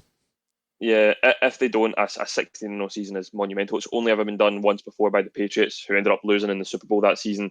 And obviously the Dolphins had a perfect 14-0 back in '86 and won the Super Bowl that season, but that was obviously before the expansion to 16-game season. So if the Steelers get to 16-0, absolute credit to them. That is a monumental achievement. Sure, maybe week 3 or 4 of doing this, we described them as a dark horse. Don't think that's quite the case anymore. Yeah, I think they're very much the lead runner. Yeah, well, a team that some people might have thought were going to be the lead runner, especially in this division, were the Baltimore Ravens. And on Sunday Night Football, they travelled to play against the New England Patriots, where everyone, I assume, predicted, the Baltimore Ravens will win that game. But instead, Bill Belichick and Cam Newton had something different in mind, and New England won 23 points to 17. And Kai's point, we were speaking just before the podcast, was indeed about the weather again, just like his Cleveland game, but it was teaming it down.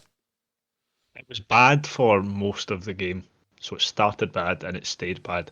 The last, maybe not even the last quarter, maybe the last 7 or 8 minutes where the Ravens were chasing the game, the rain was absolutely lashing down. Like it was like a sheet of rain. Yeah. And I was expecting a fumble. I was expecting like the ball to slip out of someone's hands. But you saw it. The 2 things I said, because I ended up staying up to watch that game, the 2 things I said had a massive part to play in the Ravens' downfall, were the weather, because it meant that I think Lamar was a wee bit sceptical about rushing with the ball in case he got hit big and the ball slipped out. And the Ravens centre, now I was trying to find his name, I couldn't remember his name. He had probably the worst game I have ever seen from a centre. I think, apparently, according to commentary, he hadn't had the best of games last week either, because he had a big cut on his hand, so they taped it up. So he had one hand that was slightly bigger than the other one, so all his snaps were like ski whiff. All right, okay.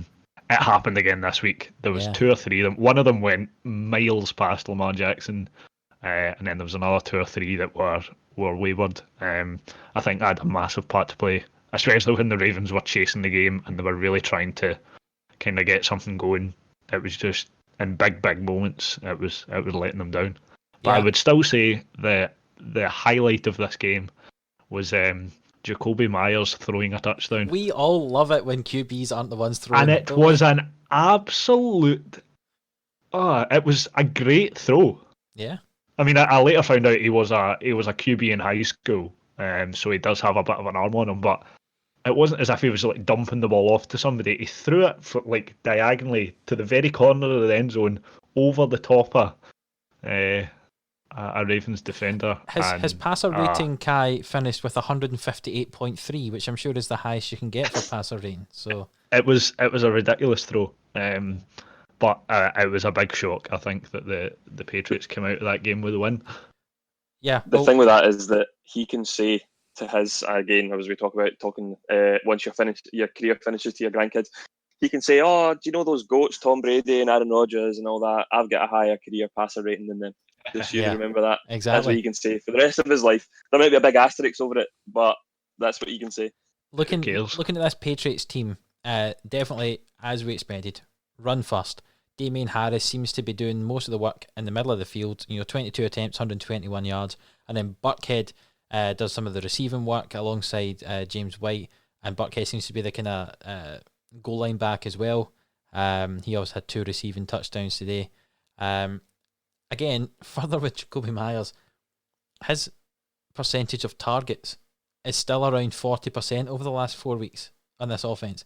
Like, there are not many players, like, it's the elite players that seem to get this target percentage, and Jacoby Myers as well. I know that they're not throwing the ball a lot, so it doesn't take a lot of targets to be 40% of it, you know. But he's really proven to be that kind of first look in this offense for Cam Newton. And Cam was back on his rushing game as well with 11 attempts. I'm just looking at the stats here for this game. The five receivers. They've only got 5 receivers, one of which is a running back. Two of which are running backs. Sorry, 2 of which are running backs, but neither of the 2 running backs feature on the rushing totals. Burkhead does. It just doesn't. It's a bit strange. They seem to have like nothing. They don't have that many options on offense, but they seem to just use them really well. They're passing the ball to Myers, and that's about it. On the as you said on the Baltimore side of the ball, Ingram was back this week, and the 3 running backs, Ingram, Dobbins, and Edwards, all kind of split the carries again. None of them hugely great. Maybe Edwards was slightly more efficient, but not great. Mark Andrews, for you, Mikey, just for you, started to catch some balls after your complaints. Yeah, just still not overly excited about him. I thought he was a guaranteed top 3 tight end. I think this comes down to the struggles of Lamar Jackson this season, maybe an MVP style hangover, or the Madden curse, as some people like to say. Madden curse, yeah. The tight ends this year, I just don't think, unless your name's Travis Kelce, in terms of fantasy relevance, I don't think there's been any tight ends that have been lighting up the box score, to be honest. I know Darren Waller's had a decent season again so far, but if you've drafted Mark Andrews, Kittle, or Kelce, you're talking 3rd round, maybe early 4th at the latest for those tight ends. And with Kittle being out for the season and Andrews underperforming, you're going to be disappointed in that. So, give me all the Taysom Hill for the rest of the season. Yeah, well... Sorry, just when you're talking about tight ends, so far this season, fantasy-wise, Travis Kelce's on 167 total points. The next best is Darren Waller on 117. So there's a 50-point difference between first and second. And then from there it drops off quite significantly. TJ Hawkinson, Jonas Smith, and then after that it's all very middle of the road. And the weeks I had Jonas Smith, he scored 1 point, 2 points, and 1 point, or something like that. So yeah, not good. I was just going to say, I think one of the biggest reasons Mark Andrews had more of an upturn in targets and stuff was the weather stopped Lamar Jackson from throwing the ball as far. It was swirling about quite a bit, and Nick Boyle went out injured in the second quarter, I think. So it left him with just Mark Andrews really to throw the ball short to. So he seemed to be. In our Dynasty League, I've obviously got Kittle on IR and Hayden Hurst was on the bye, so I had to go with Jimmy Graham this week. Is that your link? Is that your link? Is it? Yeah. Okay, Come on, Adam. Yeah. Uh-huh. So Jimmy Graham did well for you with 0 receptions. How many points did he get? I didn't even check. I knew I'd already lost my matchup. Well, I'm looking at the stat line here, Mikey, and it says Jimmy Graham 2 targets, 0 receptions, 0 yards. So I'm assuming he got you nothing. But Did he not rush for 100? And was he not playing at quarterback for a while? Oh yeah, that's right. He threw several times. But yeah, this is the Monday Night Football match we're talking about. Minnesota at Chicago. 19 points to 13, Minnesota won. And can we get like a wee horn for Kirk Cousins finally breaking that duck of losing every Monday Night Football game he'd been in? It took a really bad Chicago Bears team to do it against, but well done, Kirk. As Kai said earlier, he likes that. The main talking point in this game, Dalvin Cook rushed for 30 attempts. 30 rushing attempts in this game. That's Derrick Henry numbers. That's unbelievable. He only rushed for 96 yards, but still 30 rushing attempts. Adam Thielen caught 2 touchdowns, but it was mainly Jefferson who had 8 receptions for 135 yards who was moving the sticks. And on the Chicago Bears side of the ball, it's no surprises. Allen Robinson was the main target. Nick Foles went down right at the end of the game with what looked really quite sore. I think it looked bad. It seems to be okay though for next week. Yeah, but he seems to be alright. But certainly on the pitch, it didn't look great. During the call. Yeah, it's on the pitch. Sorry, on the field. I'm using the wrong words for On the this. pitch. Yeah. On the gridiron. Yeah. But yeah, they obviously were without David Montgomery at running back the Bears, so Cordero Patterson became the main running back. I think he should just. I would like to see more of him. Well, I disagree. I think he should just stick to punt and kickoff returns because he's really good at those.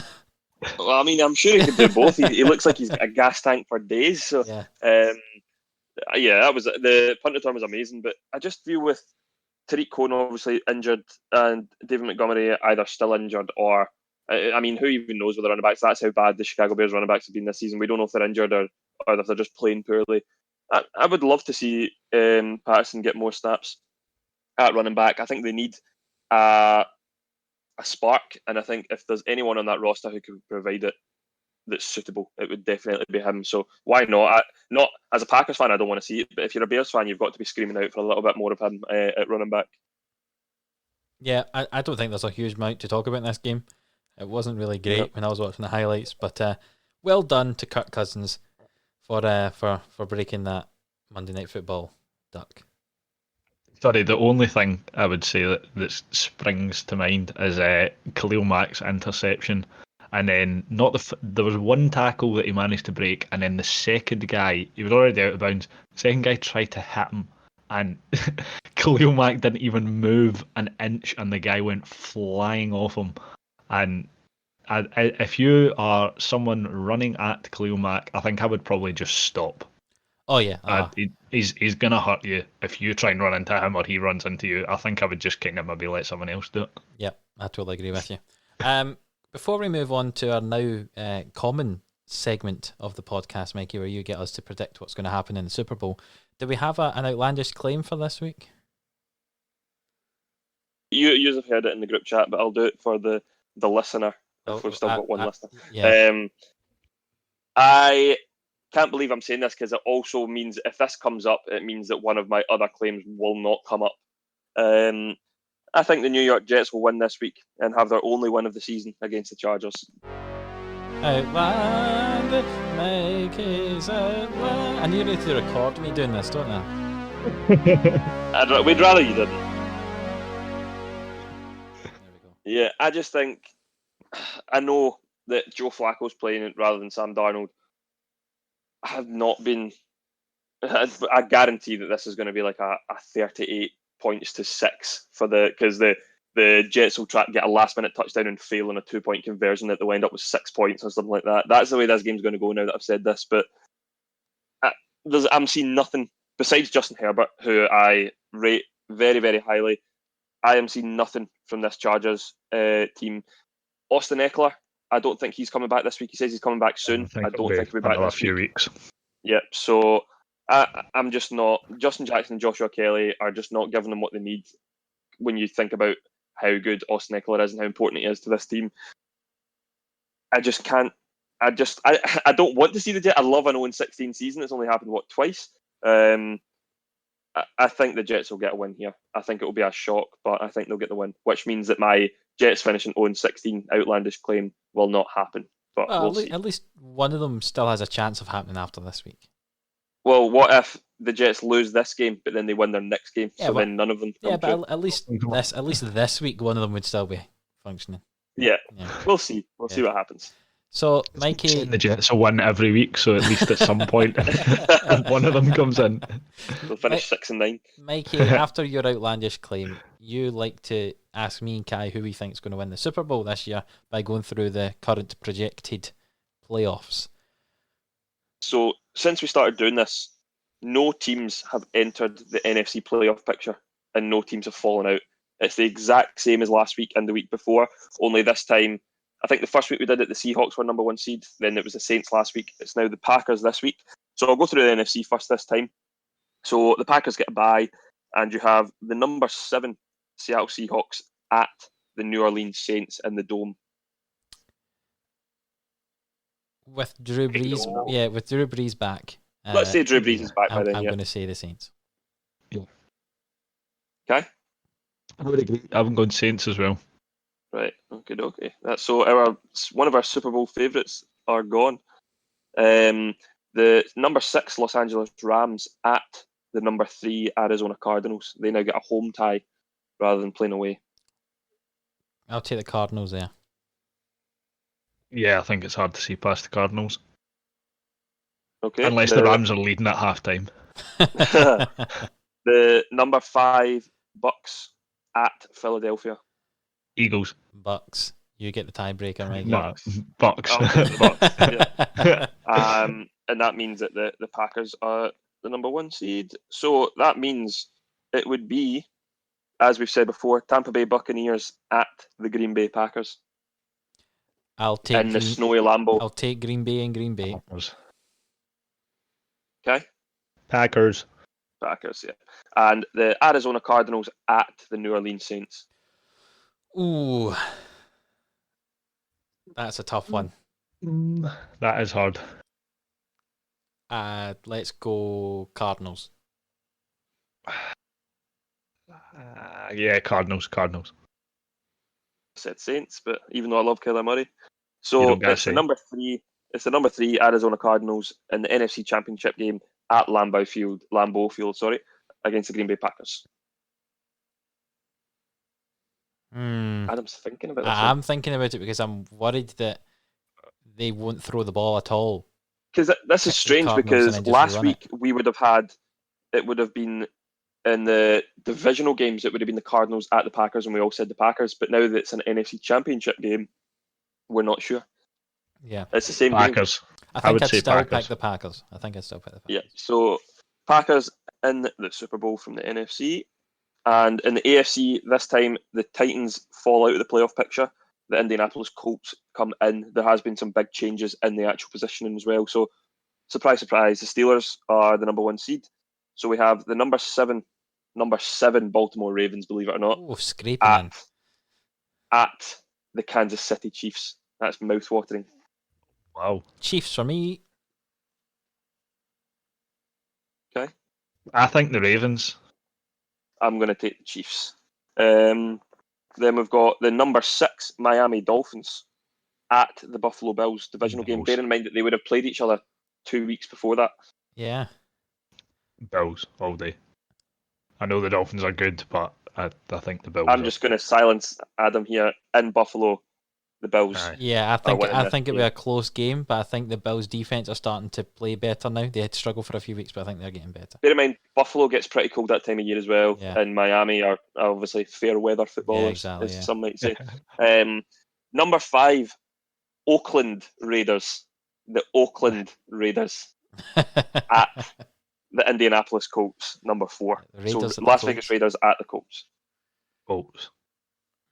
Even though I really like the Colts, I think I'd pick the Raiders there. I'm taking Raiders in an upset. There's always one upset in the playoffs. I like the Colts, but I think Gruden is good enough as a head coach to get a win there. Yeah, and that means that the Steelers go through. So that means it would be the Las Vegas Raiders at Pittsburgh Steelers. Raiders aren't winning twice. I'd pick the Steelers, yeah. Yeah, and the Buffalo Bills at Kansas City. Kansas City for me. I'm high on the Bills, I think. I'll take the Chiefs on that. So we've got the Kansas City Chiefs at the Pittsburgh Steelers. We change our minds. This is a total coin toss. We've changed it every week, I think. Yeah, I think I'd go with the Chiefs, though. I'm going to go with the Chiefs also. Sorry. Steelers have given us no reason to believe but I'm taking the Chiefs in this one as well.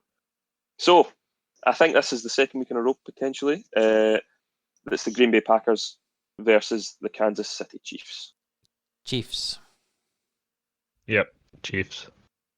Yep, I'll take the Chiefs on that as well. Even as a Packers fan, I can't see us beating the Chiefs in the Super Bowl. No, there's too much of them. I don't think the Chiefs will get to the Super Bowl, but I think if they do, and that's the matchup, I think they would beat the Packers.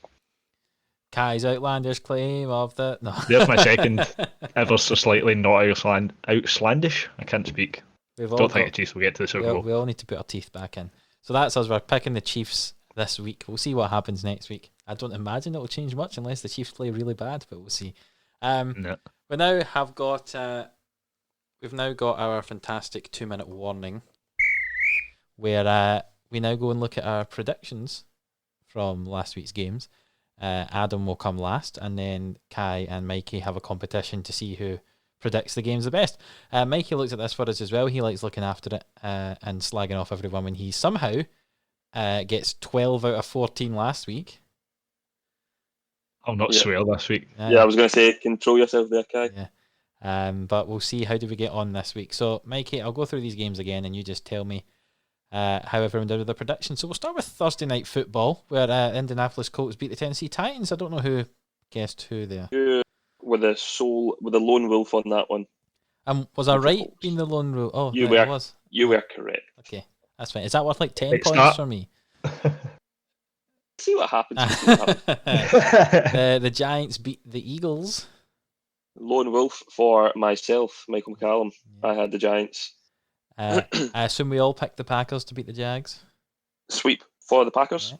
Yeah. The Lions against Washington. I know for a fact Kai probably picked the Lions because he always does, but that's all three of us. Bet, so.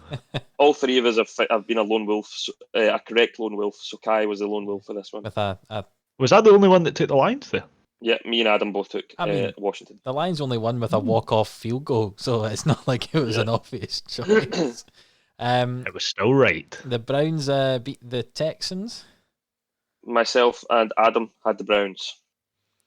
Oh dear, Kai. Tampa Bay beat the Panthers. Buccaneers sweep. Yeah, well done to us. The Dolphins beat the Chargers. Adam, you had the Chargers, believe it or not, considering me and Kai have our duel for Justin Herbert. Yeah. And you were the only one to side with him this week. Me and Kai had the Dolphins. So I may have been wrong there. The Raiders demolished the Broncos. Raiders sweep. Good. The Cardinals snuck past the Bills. I had my second favourite team, the Arizona Cardinals, as well as Adam. Kai had the Bills. Oh. Kai's too high on the Bills then, obviously. That must be what we're going for here. One ridiculous catch changed that. To be fair, the Bills probably should have won that game if it wasn't for that Hail Mary. The Saints beat the 49ers. Saints sweep. Yeah. The Rams beat the Seahawks. Adam, lone wolf with that one. Oh, I tell you, I was better this week, surely. The Steelers beat the Bengals. Kai, lone wolf for this one. Yeah, we That's mad. I know. See, when you look at it, it is mad. Starting to regret a wee bit. I'm assuming none of us picked the Patriots to beat the Ravens. We all had the Ravens. Yeah, and the Vikings to beat the Bears. Kai had the Bears. I'm not really sure why. I'd like an explanation very quickly. Just feel like the Bears always seem I feel like the Bears always seem to win when you probably don't think they should. I mean, also, I just thought Cousins had never won on Monday night, so exactly. Yeah, me and Adam had the Vikings on that one. So what I don't know scores, if you know the scores from Mikey? this week or know your own scores or anything. I know like my own score, and I know that at least one of you has beat me. I never know the scores, Mike. I never know the scores. There was a reason I asked you for your quarterbacks. We chose our quarterback as our tiebreaker this week is because we have went to our first tiebreak. Dun, dun, dun. I don't have a drop for that, sorry. I don't. So I'll go through the tiebreakers first. Kai had Drew Lock on 6.98 points. So if I'm in the tiebreaker, I've lost. I had Matt Stafford with 23.04 points. Adam, who did you have? I had Tua, I'm sure. Are you sure it wasn't Big Ben you chose? Was it Big Ben? Are you sure? Do you want to change your mind? I'm almost certain it was Tua. It was Tua. If you had picked Big Ben, you would have won this week with the tiebreaker. Yeah. So the scores were Kai got 7 out of 14. 50%. And myself and Adam both got 9 out of 14. Hey. Meaning that I won the tiebreaker. I've taken it away from you again, Adam. I wish you'd won this week. I know. That's why I gave you the chance to take Big Ben. So the total scores, Adam is on 65 out of 115. Kai is on 72 out of 115. And I, just like I am in Sleeper, and just like I am in ESPN, and just like I am in the predictions, I'm in first place with 75 out of 115. I'm just going to find a mute. See that last like 5 seconds there? Can you clip that for the end of the season? No, I'm just going to mute Mikey so he can't talk anymore. If he's going to... Haters going hate. Haters going hate. So yeah, I currently lead by 3 points, but still very close. We said that this week would maybe had a swing. Who knows? This week could be the same because we've got Thursday night football tonight. I'm taking the Cardinals. What about you guys? None of those were words that I said there. But, I want to say the Cardinals, but the Seahawks obviously were beaten by the Cardinals last time. I think the Seahawks, on a poor run of form, will want to sort out their form against a division rival. So I'm going to go for the Seahawks. Against the grain. Like last Thursday night, where I was against the two of you and I got it right, I'm going to go for it this night as well and say that Seahawks will beat the Cardinals. Fair play. Yeah.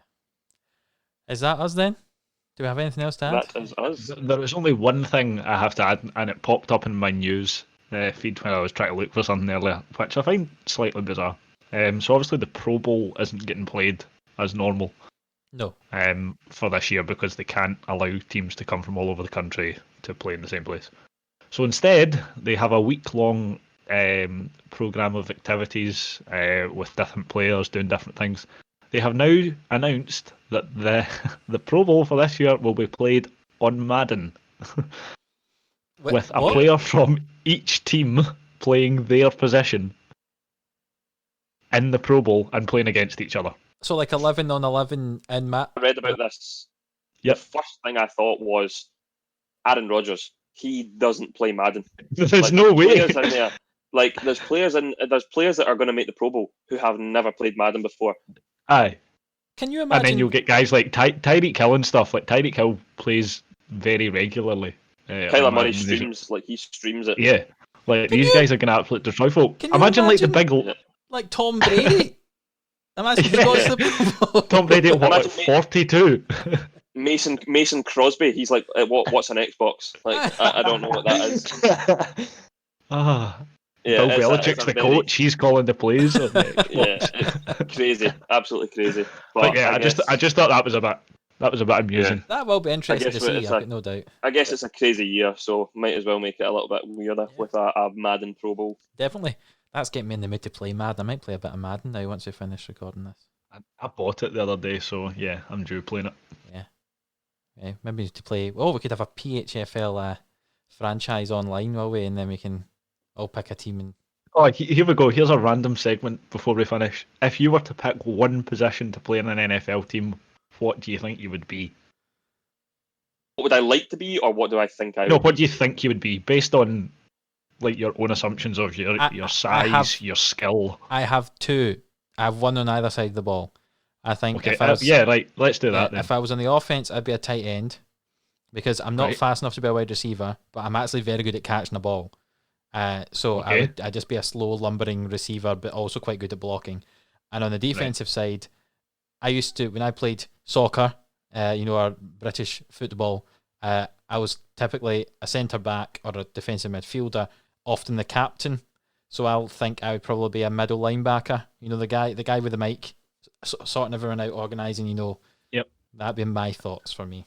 Interesting take, Mikey. You would be a centre. I know you've had previous experiences. If I could choose a position, I would want to be a cornerback. I love corner defensive backs. I think they're the most interesting position. Me personally, love watching them. I think with my speed and versatility, I would probably be a running back or a wide receiver. And with my football IQ, I'd probably be a quarterback. And I also am a massive liar. So I would say that 100% I would be an offensive lineman. I don't know if it would be a centre. There is a video of me at a previous job. I'll need to try and find this video and somehow manage to get people to see it at some point. Done to the Soldier Boy music. I was a centre. I've not seen this, and I want to see this. I'll send you it after this, Adam. Yeah, I would be I don't know, maybe a centre, but definitely an offensive lineman for sure. I think since I asked the question, I think on offense, I would like to see myself as a running back. You'd be a little Boston Scott. I'd be like a wee tiny guy, like sprinting about. And then on defense, don't think I would make a very good defensive player in the NFL because I'm built at the side of a fiver. what would probably ping me away. But I think if I had to pick a position, I'm going to steal Mikey's limelight, and I would be a cornerback, I would say. You ain't got what it takes. I was going to say, how good are you at jumping? Because if you're up against a 6'4" wide receiver, I don't think you're going to... Not as small as you two make me out to be. If a ball is thrown in the middle of Kai Skier and DK Metcalf, who's coming down with that? Me, every day of the week. Well, on that... And on that note, I think we should probably end that. On that Kai's outlandish claim... is that I would out-jump DK Metcalf for a pass. We will say goodbye. Goodbye to the two of you, gentlemen. Thank you for joining me. Pleasure as always. Yes, and we'll see you all next time. See you later.